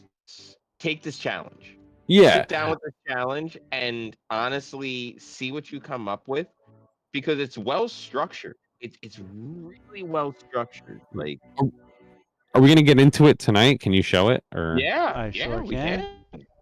All right, cool. Let's look at this fucker. Yeah. Like, guide us through a bit there, Clubs. Come on. All right. Yeah. Hold on. Let me open it on my end. Again, folks. I like to preface this man with, this is the man who taught me and gave me the inspiration to become a DM. So this is very cathartic. It's Creative Commons license, so I can share this without anyone getting upset, right? Yeah. Yeah, you can link it too. Bloop. Oh, Yeah, yeah, Creative Commons for sure. Oh, damn it. Okay, it's too big for me to put in tabletop schmabletop. But we will find a way to get it to the rest of you. Well, you know what's a great way to find it? There's a free tier on the Patreon. Ooh. And we can always drop cool things there. So if you've got no money, just join the free tier on the Patreon. Helps them out, helps them get exposure, and helps us bring more content to you that we actually will be putting out there. Clubs has been talking to me a lot on the side and convincing me to want to run a lot of older games. Maybe even kind of revamped in a gender in like a. And I wanted to ask you about it, Clubs. Maybe finding a way to not necessarily run it as complete, but kind of run it in a hacked apart D&D style, if that makes sense. Like okay, it's D&D, like what we're just keeping certain things and taking out other things that just don't need to be, that we feel like are just bloatware for the need of this, if that makes sense. I mean, you let me know what you feel like is bloat and just take it out, right? Yeah, I'm gonna get back to you with a proposed idea in a little bit. I gotta finish some Cardinal stuff. No, I really do. I'm spread too thin in thought process. So. I got a new adventure, and it's weird, and I don't want to say the name of it or give it away or anything like that, but it's like chocolate and candy themed, and I really want to run it, so I need to try to get people to I'm in. Play this weird adventure about chocolate and candy. I think I'm in, right? Hmm. Just say when. We'll figure it out. All right. So let's look at this. Introduction. I don't think we need to read the introduction. Nah. How to use this book. That's really good. Boop. So let's see. No, actually, let's skip. What if I want to work ahead? What materials will I need? What if I want to publish the results? I mean, I don't think we need to really get into any of this. This is not helpful. Do I need to read the article? No. Does it only work for fantasy game? This is good. Does it only work for a fantasy game? Is good. Because the words, the jargon, the vocabulary, dungeon, town, wilderness is really like they're representative, right? Like they could work for anything. The wilderness could be a planet. The dungeon could be a crashed spaceship, and the town could be like a habitable bubble, right? Like whatever genre you want to do, this you could adapt it to that, right? Like, so I think that goes. I mean, that's important to say. So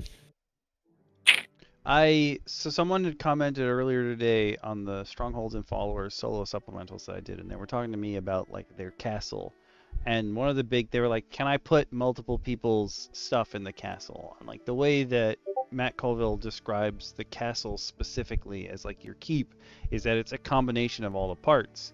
So if you are using the keep, for example, like anything could be called the castle. It's just like that's where all your characters hang out. Like maybe your regular keep section is a barbarian camp, or maybe it's a pirate ship. That's just that's where your battlements happen to be.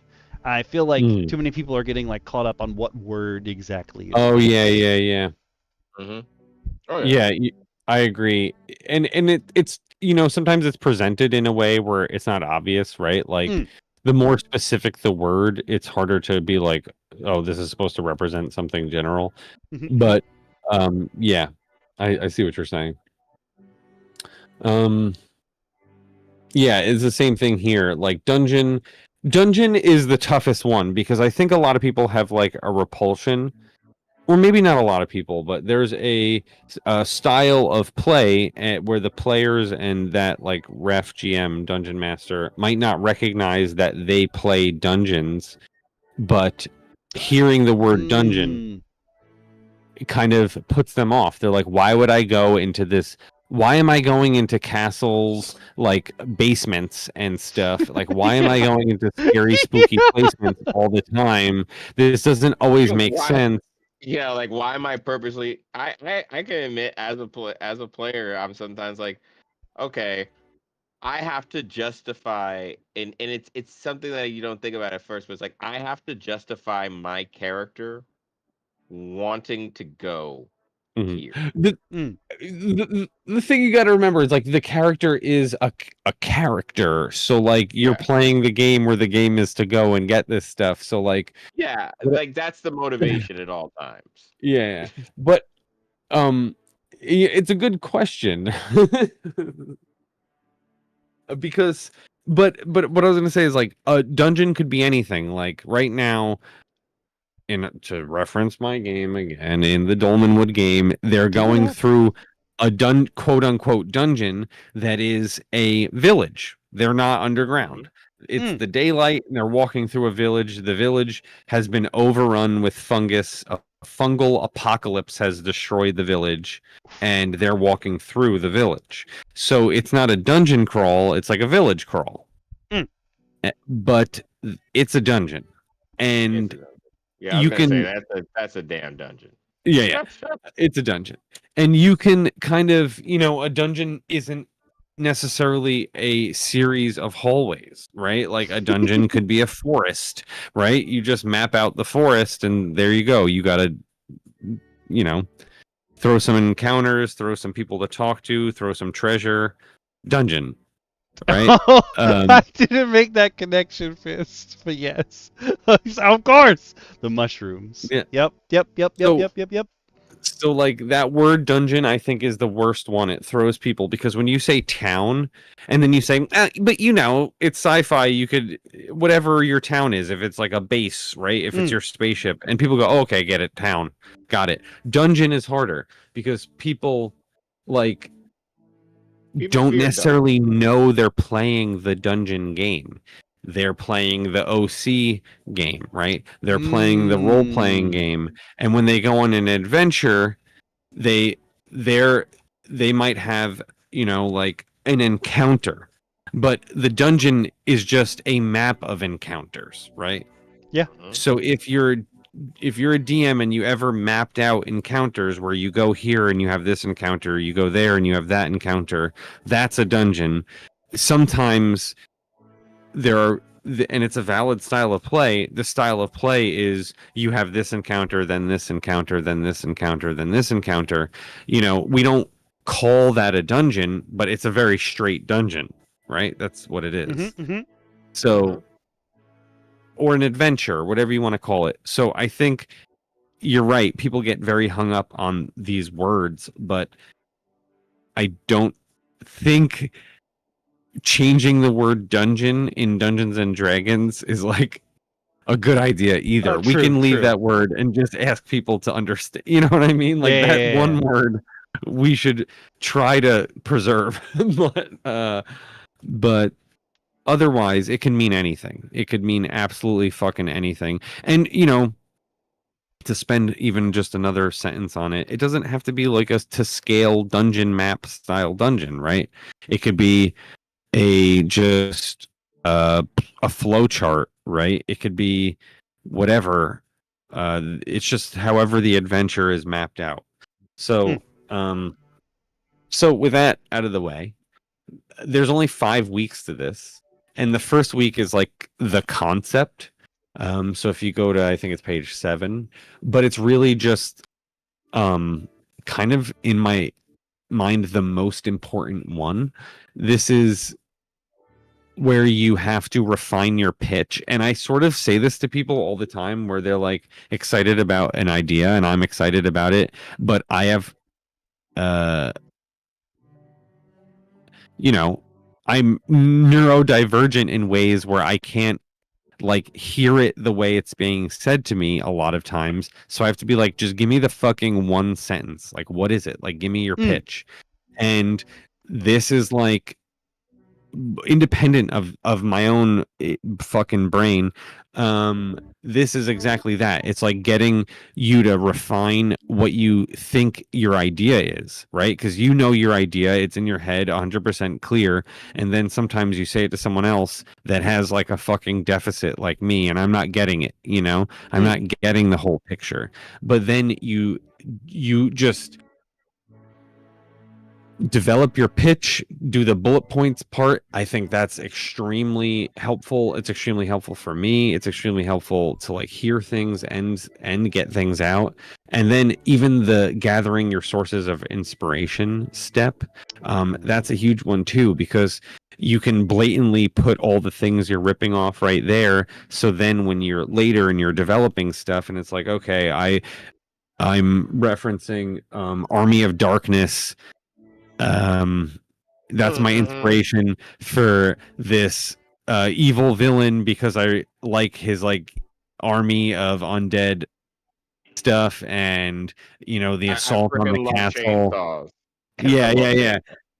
And there's an assault on a castle, and there's like skeleton archers, and I love all that shit, so I'm stealing that, right? So later, when you're developing some kind of fucking point, you have that written down. You have why you're inspired by this thing written down, and when you're trying to come up with points, you flip back to all your inspirations, and you're like, oh, duh. That's what's going to be there. We have skeletal archers, right? Assaulting a tower. And, you know, like that's, we're putting that in this hex or whatever, right? And you can sort of start weaving together all your blatant rip-off inspirations and creating adventures out of them, or sites of adventure, or places, and then, you know, creating a culture out of them, because now you've linked together Army of Darkness, and what else do you got? I don't know what you're into. You're into Army of Darkness. You're into Hook, right? Ooh. And you're into I'm gonna name more old movies because I'm an old person. Poltergeist. So now you got kids in tree houses, and there's phantasms and poltergeists haunting graveyards and stuff like. And when you can start mixing all these things, obviously this is off the top of my head and it's very bad, but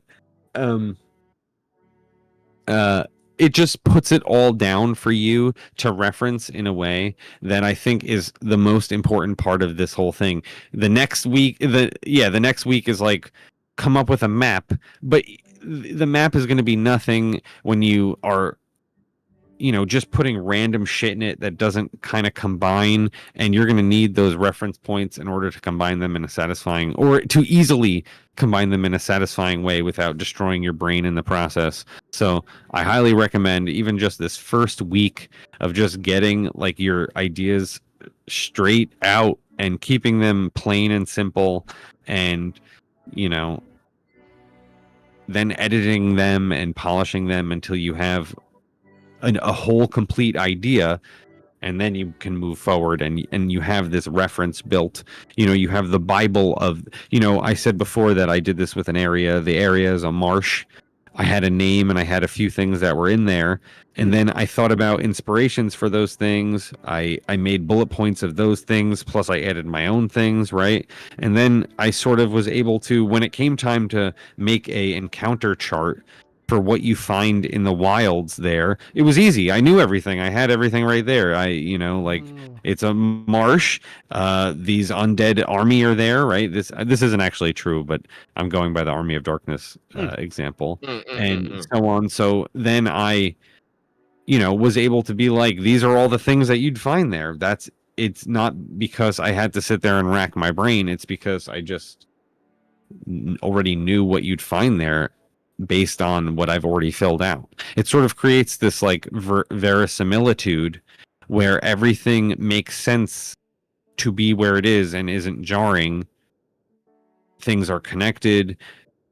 You know, it's I know that was a lot right there, but No. No. To get into this first week, like I think this is the most important one. The second one is like a map and an encounter chart and stuff like that. But And no, I agree. If you can't make it through this first week, everything falls apart. yeah, if you don't have a good, interesting first week here, like maybe just do the first week again with another. Yeah. You know what I mean? Like, like you need a good foundation. First week. Yeah, you need a good foundation to don't build bypass everything first week. else. Yeah, and the thing I'll say is like it sounds small, the town, the wilderness, and a dungeon, right? And again, we mentioned before that you can reflavor this, but it's not small because you're playing this game, you're starting in a new world, you don't get this exposition dump of you're on this planet in this place. It's just like, look, you're in town, the guy over there wants to arm wrestle you, right? Like this is roll a strength check and you're fucking and you're doing it. Yeah, exactly. You're playing the game. And to give you an example, I think about Brennan Lee Mulligan, which is hell yeah. He tells this story about like what's her name, Emily Axford, is that her name? And the British one, Murph, her husband. They're both on Dimension 20. Sorry, Emily's like the not first British time. One. Oops, my bad. What happened? Emily's not the British one. My bad. Well, the first time they played D&D, he like talks about how they were like, like kind of goofing off. They were flipping about things and they didn't care about stuff and whatever. He just had them like walking around in town. It wasn't in a dungeon. It wasn't anything like that. Right. I think there was like some goblins that attacked and like maybe they dealt with the goblins and whatever. They just like buzzed around town looking at stuff and they're like, who's out there? And they're like, that's the cottage of like, everyone says she's a witch and whatever. And they're like, we'll go talk to her. And they kind of fuck with her. She's like a little old lady and they end up liking her or whatever. And they're being flippant in town about some other bullshit, maybe causing some problems and acting like players, thinking there's going to be no repercussions or whatever. And at one point they like go up on some high area. I think they're leaving to go somewhere else, or they're going up on a mountain. I don't know, whatever. They're just like going somewhere else and they look and he says that like they see soldiers like marching through the town. It looks like they're going through towards the like little cottage where the old woman was, and they're like, well, whatever, like blah blah blah. And so when they come back, they see that the cottage was burned and the old woman was killed or something. And right there, he watched all of them change and they were like, we have to kill these motherfuckers. And they were like not taking everything serious. They were being flippant. It's their first D&D session, meme names. And suddenly it's like, no, we need to avenge her. We need to, and they were in character. They're standing there, dirty feet. Like they just hiked down a mountain, like they got D&D in that moment. And that was just in like a town. You don't need the whole world. You don't need the planet. You don't need the continent. You don't need any of that. Yeah, you can start bare bones and build up with them right at the table. It'll happen in real time and it's a beautiful thing. Yeah. I can honestly say, like, even when I got to run Cardinal for like DM Speedy and DM Lucara Okami, like I have the world, I have how things can go, but everything was a dice roll that I just, I had dice rolls. I rolled a bunch of dice. I got a bunch of answers from the dice. And that's kind of how it went. But then the rest was up to you guys. You guys wanted to go one way. You guys wanted to go this way or do that. And I let you guys do it, and guess what? You guys had a hell of an adventure that I don't think anyone could replicate. Like Club said, we might all be playing the same game, but we're not actually playing the same game. No, we're not. That's the beauty. And that is the chaos the beauty of players. Yeah. Players, referee styles, right? GM styles.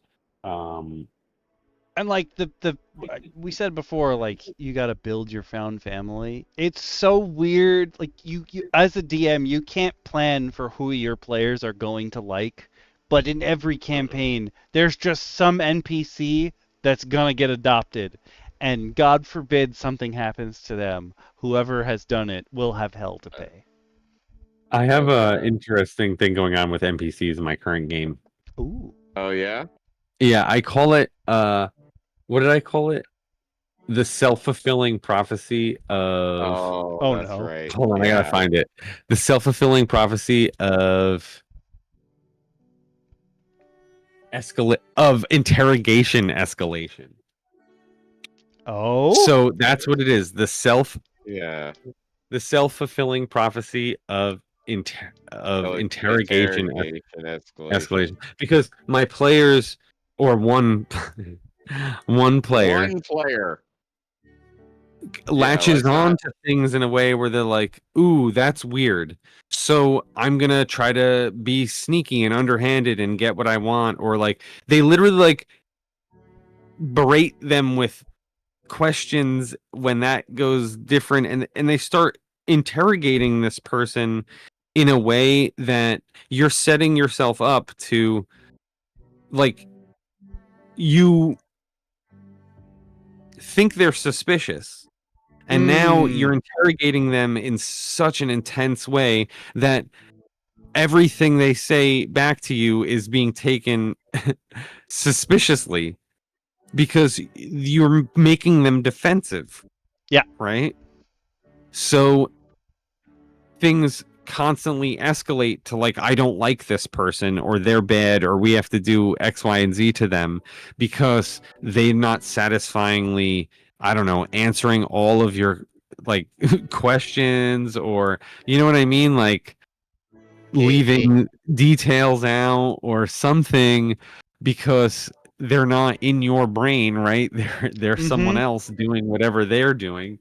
And like, if you just met a random stranger, if you walked up to them and asked them a ton of questions, they're gonna, generally speaking, react pretty negatively to you anyway. Yeah. So I know this player chooses to continue to interrogate everything, and you can't stop him. I don't want to, per se, because I don't ever want to stifle another person's play. Like that's not how I play. You know what I mean? Like if everyone at the table feels like it's disruptive and like that's the thing, okay, then we can talk. You know, it's a democratic thing, I feel like, but I feel like I don't have the right to. It doesn't bother me. I'm not sitting up here and going, you know, when it happens, going, ah, what the hell. But I do laugh every time because I'm like, yeah. Here it goes. Like, this is about to go so left when it was going so right. Yeah. So you were not there one session, but this is when they murdered the tailor. Not really murdered. That's not really, but I like to say murdered because it's Taylor. They got 10 experience because he did defend himself. Anyway, so how much HP did he have? Dude, 2? They killed an NPC? Yeah. What the I told you this. Oh, you think told Taylor me was code name for like he was really an you assassin? just assumed he was like a special character? Yeah, no, so I thought like he had a stat or something because of the buttons and everything. Mr. Buttons was a different person. Oh, fuck me. Okay, I guess I gotta explain this a little bit. All right. All right. So they entered this tailor's shop in the middle of this fucked up fungus town. And the tailor's shop was very clean. There was no fungus growing on it, unlike everything else. And when they went inside, there's a human, and he's alive, and he's a survivor. and he's downplaying everything that happened. He's like, whatever, I'm council leader now, everything's going to be better, right? Like, oh, this little downturn of our town is just momentary, and everything's going to be back in a shake. What can I do for? Can I tailor you some clothes? Do you want to buy this hat? Right, like that kind of thing. And they don't like that he is like downplaying everything, which is so funny because people are like, this guy's like traumatized, and we're fucking like prodding him. Why are you traumatized? This sounds like my party. So while this is all happening, I secretly roll listen checks for everyone because that's a thing in our. There's no perception, but I roll listen checks, and one player succeeds. The elf who has extra good hearing. Fair. And she hears scratching coming from the back room. So she's like, I walk closer to the door, like, do I make out? And I'm like, no, it's just scratching, and then it stops. And she's like, okay. So she starts asking the guy, like, what's this scratching sound? And he's like, I don't know, maybe a mouse, maybe a cat, right? It's the back room, something got in the window, like what? And so then they try to distract him so they can check out the door, right? Normal stuff. Oh God. Okay. The player that we brought this all up about has a battle axe, even though he's a thief. Whatever, we'll get into that if we need to. Yeah, that was a recent discovery that was described to me by DM Speedy as, oh, so X player has a battle axe now, and I'm just like, yeah, huh? So he's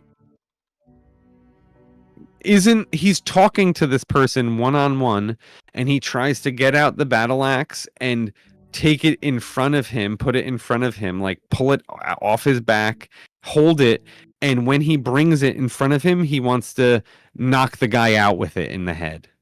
And he wants to do this like secretly and smoothly. So instead of getting into any bullshit, I said, let's just roll initiative, right? Like if you beat him, you hit him. I mean, if you beat him, you get to roll, right? If you hit him, he gets to react before you would have hit him, right? So he loses initiative. And the guy's like, what the fuck are you doing? Of course he fucking does. And he steps back and he's like, you know what? Put your battle axe away. And he's like, yeah, you know, I'm just trying to take all my stuff off so I can get fitted for clothes. And that's exactly what the guy wanted to hear. So he's suspicious, but then it goes away. Like, let's talk business. Like, let's get you tailored for something. But then they start acting weird about the door. And he's like, you know what, guys? I think you're trying to rob me. You need to leave. And they're like, no, we're not.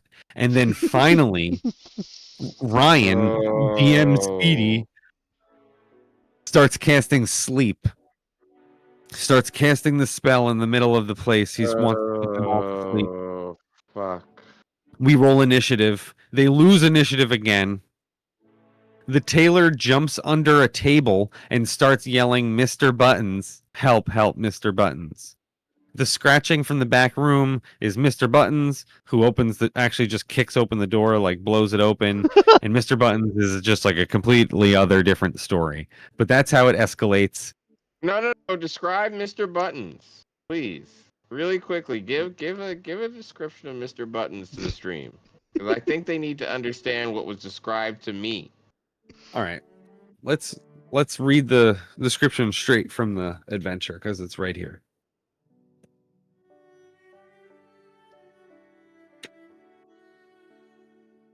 Mr. Buttons, chubby human male, pale, bald, thrashing, staggering, arms swinging haphazardly, buttons for eyes, mismatched, mouth sewn shut with quivering lips, needles in fingertips, thick and bloody, torn finery, stitched, oozing wounds beneath.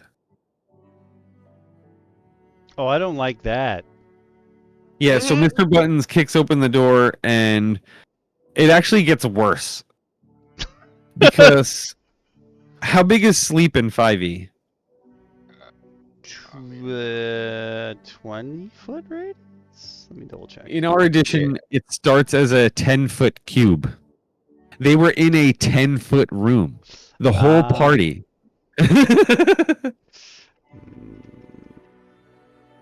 So, Mr. Buttons isn't even in the 10 feet. I wasn't there for this, but my character was apparently there for this. Yeah, he kicks open the door, so he's technically in another room. He's not in the 10 feet. So he doesn't get hit by the sleep. The tailor makes his save. Half the party goes to sleep. Oh. Mr. Buttons comes in, goes to Jordan's character, who is a 3-foot cat person, 3-foot anthropomorphic cat, and starts laughing him up. Mr. Buttons, Jordan has 6 HP, and Mr. Buttons hits him with 2 attacks in the round, 1d4 damage each. They both do 2 damage, so now he's at 2 of 6 HP. In the first round. So Erdank casts Hold Person, even though it wasn't Aaron, it was Erdank, his character, who casts Hold Person, while the rest of them beat the shit out of the tailor and eventually shanked him in the back while he was exchanging blows with Ryan's magician on the ground. And Hold Person is such that they don't like make a save if they get hurt. They just stay paralyzed like that. So Mr. Buttons was chopped down like a tree while paralyzed by the battle axe. Oh. And that's the murder that took place. Yeah, you see, they didn't tell me any of that. Yeah. All that's the first time I've heard any of this. Yep. That's how it went down. I'm glad to know the truth that my party so carefully neglected to inform me about. This is why the other day I said that your party couldn't tactics their way out of a paper bag. Because they fucking slink themselves and fucking miss the enemy. I really do worry about them when I'm not there sometimes. Like, and it's not to say that I think that they need me or anything like that. That's very brazen, and I would never, because I love the guys the guys and girls I play with, the folks I play with, I should just say. And I think that we're a damn good group together. But I'll be damned if we don't also make some wildly outlandish decisions. Mm-hmm. We absolutely commit to bits that just are not ever going to provide us comfort or safety. I feel that. You guys meet 70 sprites out in the woods. Should we fight them? They did that shit. They did that shit. I come back to the fact that they're like, oh yeah, so we're in some Hatfield and McCoy shit with some sprites. Why? Because we want to rob them. Huh? We have 2 thieves, and this was coming from our ranger, who I've learned is a devil in disguise. Okay? You think Violet's sweet. No, Violet is cunning. She's sneaky. Violet is cunning, okay? She's our ranger in the party who has like a beast companion that she hasn't named for like 8 sessions. She will not name this thing. She just refuses to name the fucking pig. We just call it pig. The pig is not a pig. It's not a pig. We call it pig. We call it pig. It's kind of a pig. It's not really a pig. But we call it pig. I thought, like, it seems like they're going out of their. I thought they were gonna be like Grimjack.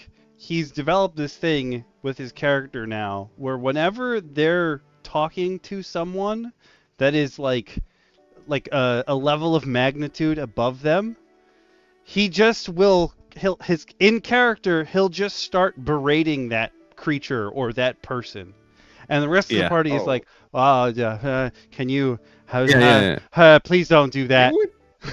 You would think that. You would think that sometimes with a certain character in our party, but the truth is that's not truly the case. It just always happens to be the one talking to him. A la, hey, we're investigating a cult that's hidden in this town. Let's talk to the fucking town about the cult. Pardon my language, but this is not a PG stream.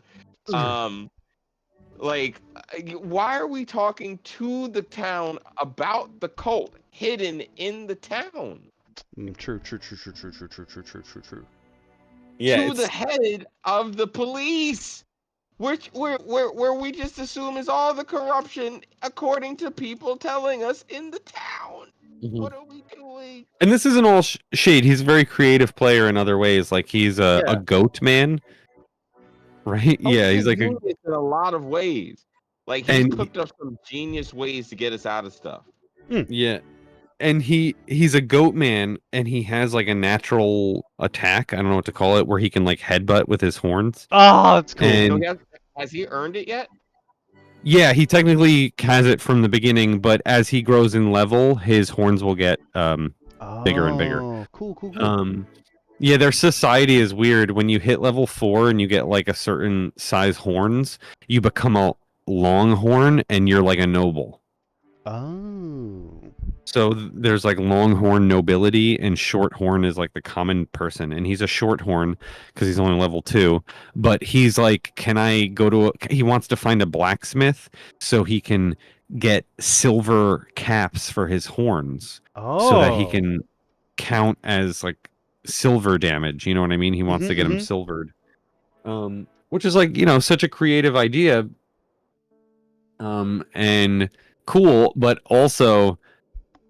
The self-fulfilling prophecy of escalation, interrogation escalation is a real thing.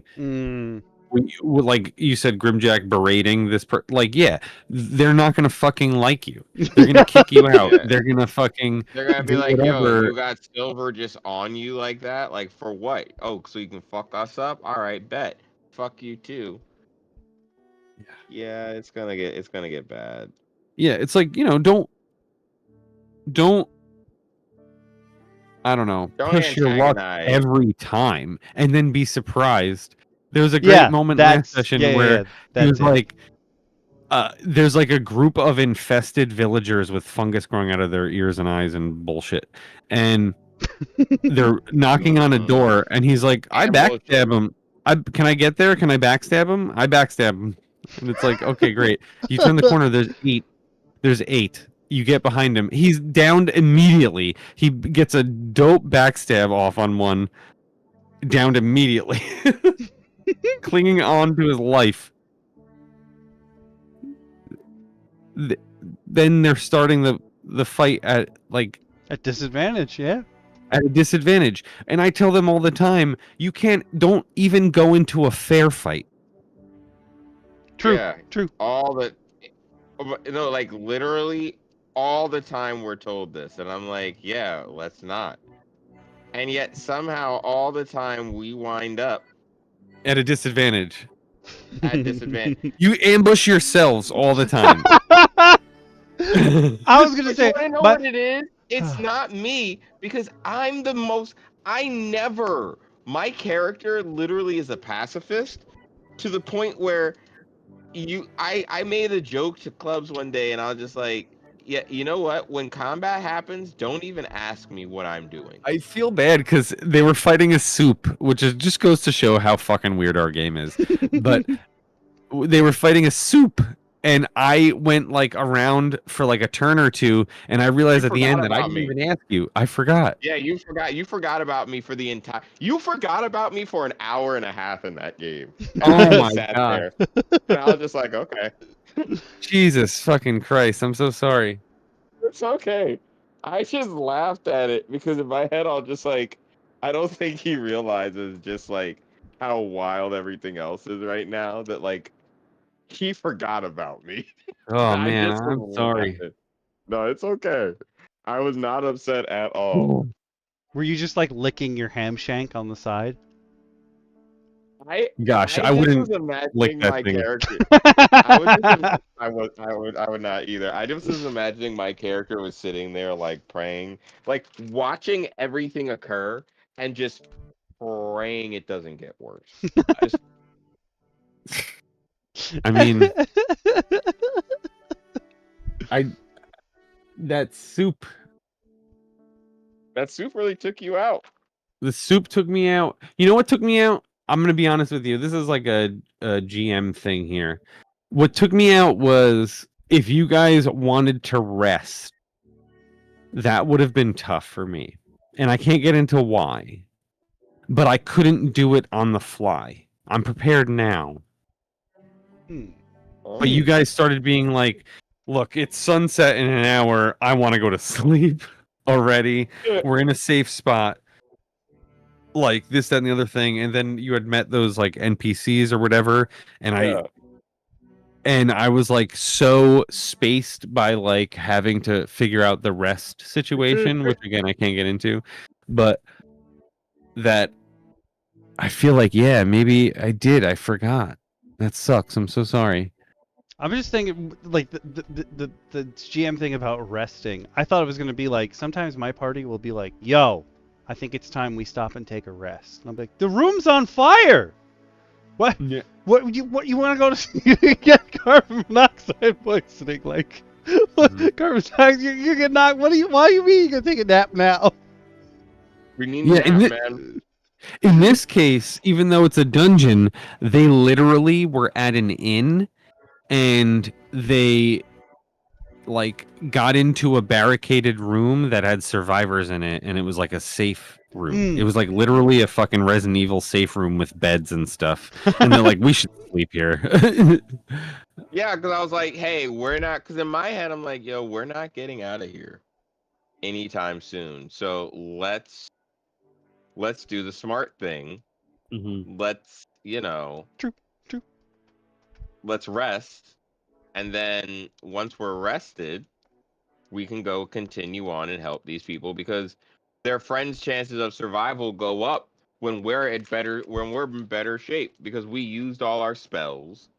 I only had one more heal left. Like, there's a lot of stuff going on. Because my character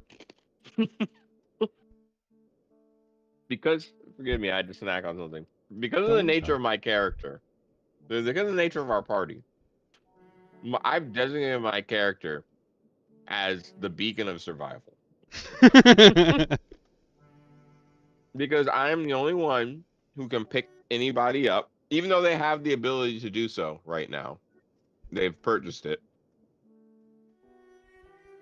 Yeah, I'm the only person who can guaranteed get somebody back to life. Twice a day. Twice a day. Our death rules are that when you hit 0, you drop, and every round you roll a d6, and on a 1 and a 2, you die, and on a 3 to a 6, you're alive. So every combat round, right, like 10 seconds, 6 seconds, whatever it is in your game, you roll at the end of the round. So he has to also spell casting, you can't move in the same turn. So he has to be around and fast and be able to get to people and then stay there next to them. And then they have to survive that round. Right? But he's like a guaranteed pick them up because only magic can get them up at that point. And they have like a black goop that they can smear on people that will get them up too. But it costs 250 gold each. So holy. Especially in like you guys' world. Holy. Yeah, it's a lot. So yeah, he's the only way to get people up is basically Erdank. So when he's out of heals, I could see them wanting to rest. It makes sense. Especially since they traveled the whole day. It's fucking 7 p.m., sunset 8 p.m. All good points. Yeah. I'm not trying to take your rest away. I just wasn't prepared for it. So I was like, can you look at another room? And it turns out, we can still play some game tonight if you guys don't want to go rest. But if you want to rest, I have to end the session. And we found killer soup. And you found killer soup.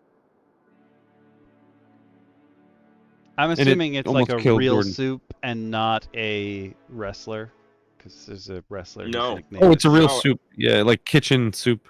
And yes, it did almost kill Jordan. That was a thing that I almost had to witness. It also filled the gullet of our pig. Oh, not Mr. Pig. Yeah, it's actually really gross. if it crits on you or or its roll is like 4 or over your AC, which we do it a little differently, but not only does it do 1d4 damage to you, it also, with its like weird soup appendage, it also rams itself down your throat and makes you eat it. Oh, but it's and it did that to the pig. Oh no! And you have to make a save, or you start throwing up for like X amount of rounds. Oh, I figured it was just gonna go in the inside and like try to mess with your break your insides. No, it just is just yucky. I can't imagine what this not pig would vomit, because pigs eat anything. Yeah, it did. It ended up vomiting. I'm so happy that I didn't have to say that to some a human being. Violet, a stew hits you, grabs you by the throat, and shoves itself down into your mouth. What the fuck? That's crazy. But that's D&D. I'm not gonna lie. Okay. I don't know how any of us would have reacted, but I would kind of hope you had to say it to Jordan. Because I feel like his reaction would be like, dude, what? Do you know what this makes me think? You have to also put in this house, you have to put the gingerbread men race. They have to be in there somewhere. Oh god, a race of gingerbread men. Of ginger dead men. I feel like that just reminds me of this chocolate adventure I want to run. Is it what system is it in? It's actually an official adventure for Old School Essentials. What? That's cool. Yeah. Scott, you in? I might be. If I have time, definitely. Get some roundtablers in, and I'll take you guys through a candy tour. Candy Mountain. I'll take you guys to Candy Mountain. Oh, we're gonna shun the non-believers? Shun the non-believers! You guys can make it as meaty and goofy as you want, right? Because it's it's just gonna be a tour, right? Hell yeah. Speedy did ask before you guys came on. He was like, so next month is my birthday month. Do I get to run a game? And I was like, I mean, sure, but I think you're going to have to ask Shin, because next month is August, and that's his month. But, I mean, the idea is we'll all be running games at some point. Yeah. Mine's going to take place at a different point in time if he wants to run it midstream. I wouldn't mind. Yeah.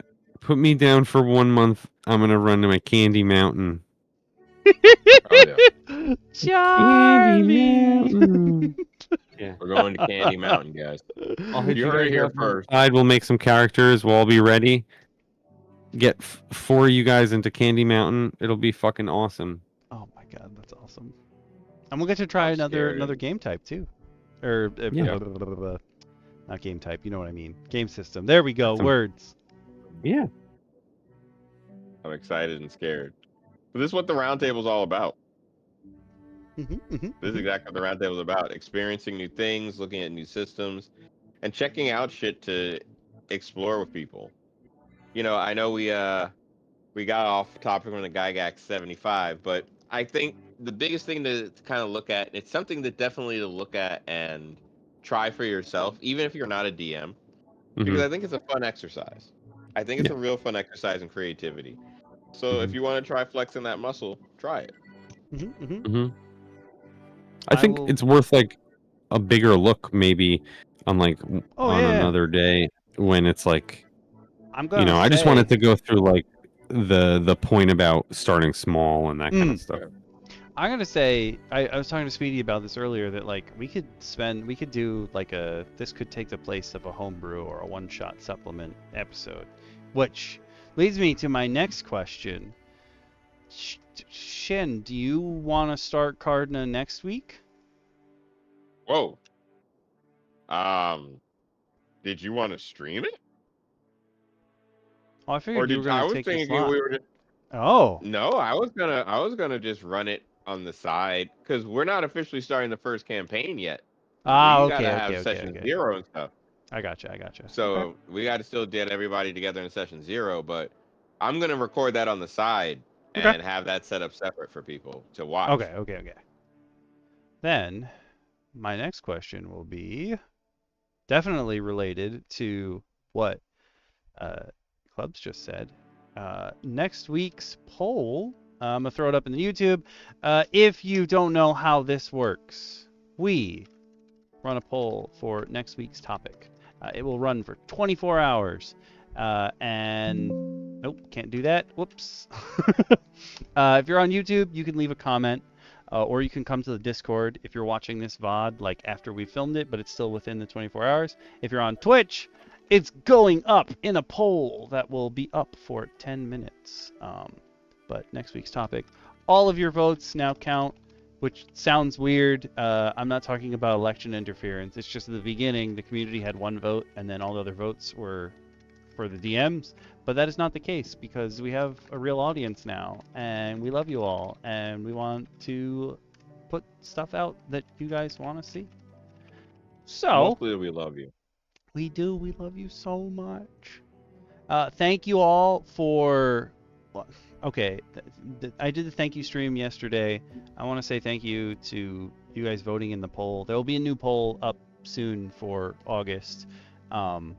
Thank you for picking unboxing things because it was time for me to unbox my Atlas pledge from like 4 years ago because I'm about to get Atlas Volume 2. It was time. So I appreciate y'all choosing that.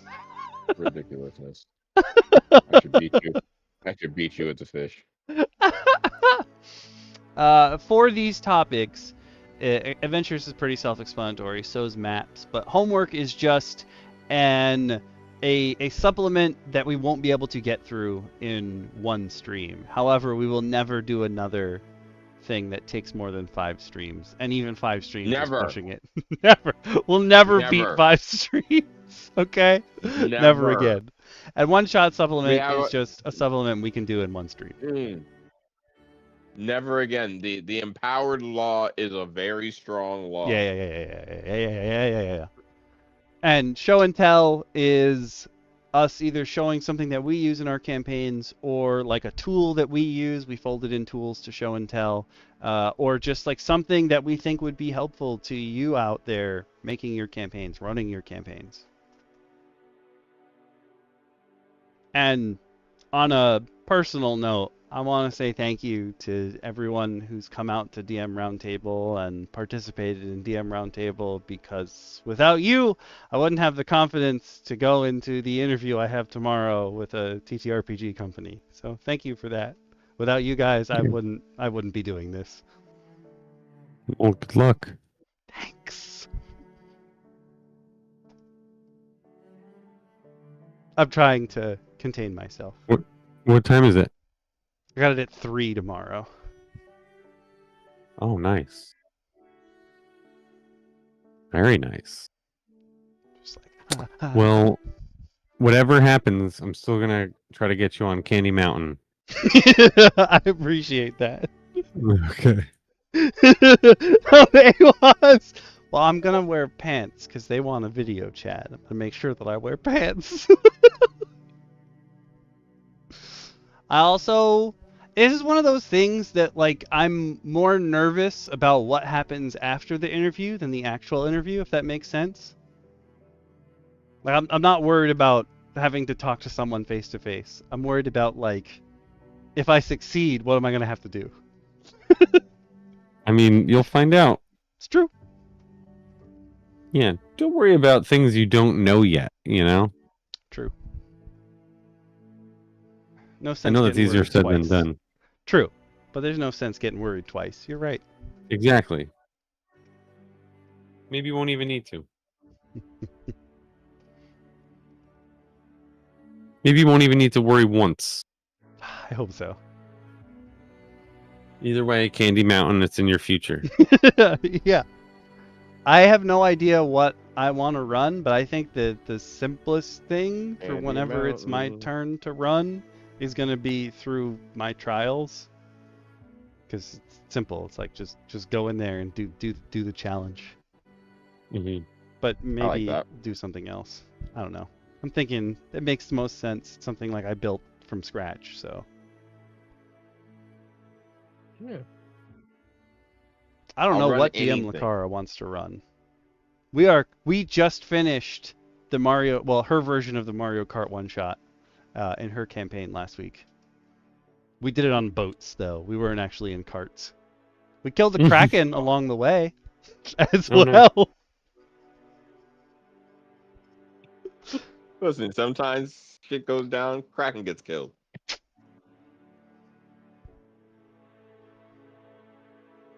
A Kraken that only I could understand, and my character's dumb and hurt. Well, he's not dumb. He just doesn't understand people and social situations. So the Kraken, as it died, was like, now who will protect the tome? And my guy's a ranger, and he likes talking to animals. So he's just asking every animal he meets, like, yo, can you read? Could you guys read this whole time? Why does he have a book? Can you read? Like, I have a pet fox. And I'm like, yo, can you read?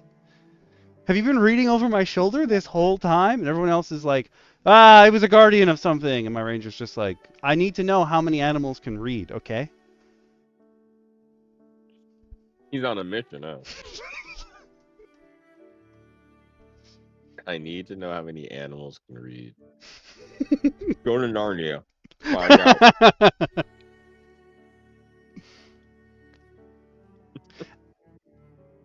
And if the poll doesn't work, because I know Fist has trouble getting into the poll sometimes, again, you could just hit us up later. As long as within 24 hours, we'll throw up I'll tally in your votes. Looks like we're on adventures. We listen. We do listen. We listen and we love you. I was about to say we listen and we don't judge. Okay, we judge sometimes.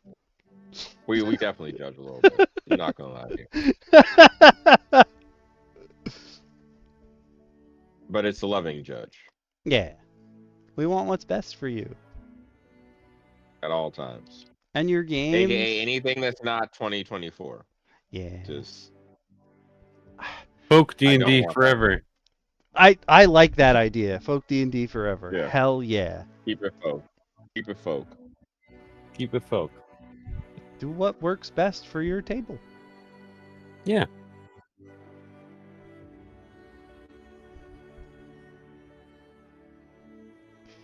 But yeah, I Unless will. that's 2024. then. I'm gonna next Patreon post I throw up will be with the link to the Gygax challenge, but I definitely think we can go over it in a one shot or a homework at some point as well. Yeah. Sometime in the future, whenever. I definitely want to. Oh yeah. Okay, cool.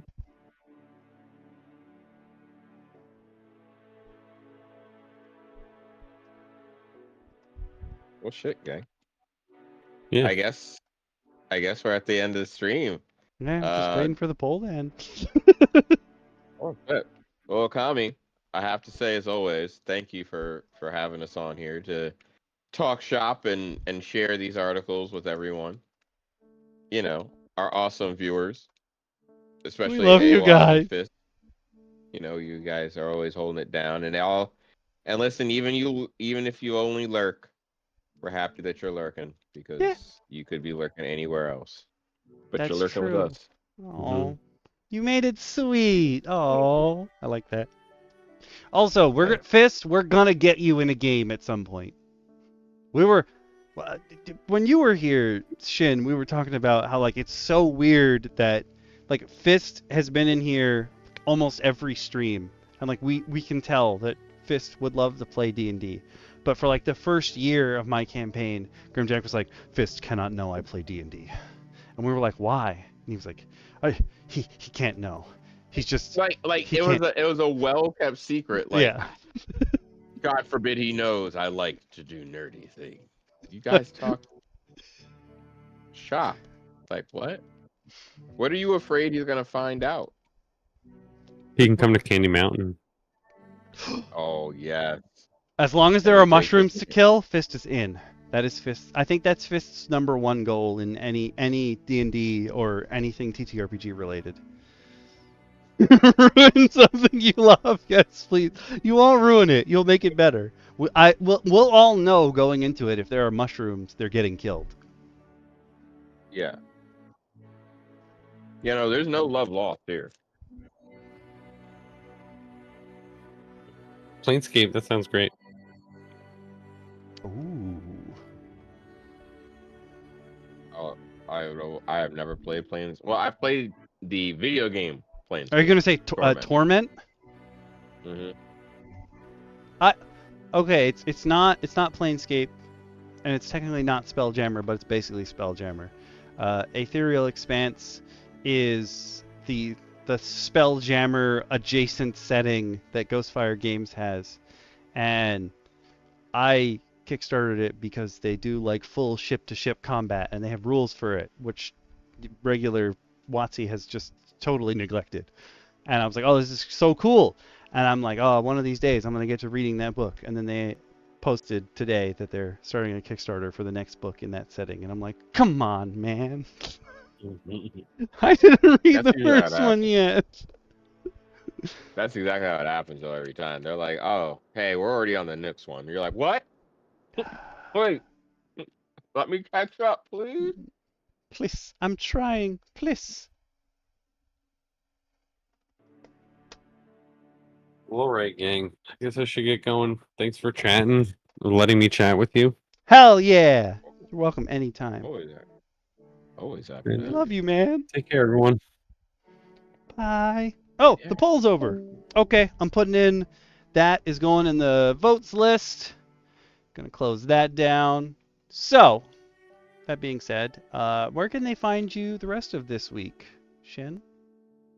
I will still be a crafting and a crafting, writing up and finishing up documents for you and the others to prepare for the very first run of Cardna. I have created a Discord with roles that you will be invited to soon. And I actually have a role for people who just want to like hang out in there and like listen in. I want to first make sure it's cool with everyone that's playing. Make sure everyone's cool with it. Like if you just had like an audience kind of like just listening in. But if not, obviously I want to also have people in there to learn about the game and maybe, want to try it out. Maybe run a one shot. I've come up with a very interesting way for you guys to learn how the game works. All in session 1. So hopefully I can get session 0. So hopefully we can get session 0 going off soon and well, not off soon, but like I can get everybody together. We can start talking when and get everything set up so that people can lose their minds. You know me. I'm always excited to. I see what you did there. That took a second for my brain to process, but I see what you did there. Okay. But yeah, I'm excited. I'm gonna definitely be working on that. But like I said, if you need to find me, find me. Look to the sky. If you guys want to find me, you can hang out with me tomorrow. Presumably, my interview is not going to go for 5 hours. If it goes for 5 hours, something either went very right or very wrong. But I'll be streaming more Horizon Forbidden West. We at least never have to play Machine Strike again because I did all of them. And like, while I was in the middle of it, Grimjack came in and was like, you know, you only have to do this twice for the trophy. And I was like, okay. And then at the end, I was like, wait, where's my trophy? And I was like, oh, I already have the trophy. But I wasn't doing it for the trophy. I was doing it for the completionist in me. Because that minigame sucks! But,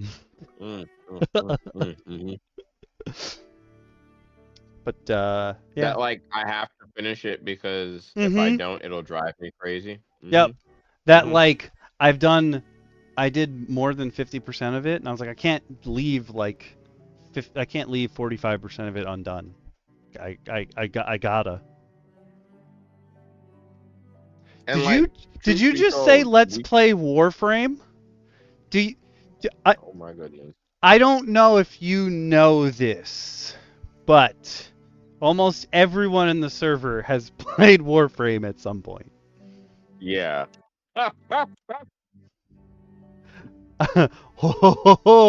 You can talk to Grimjack or Ace anytime you want about Warframe, and they will be down.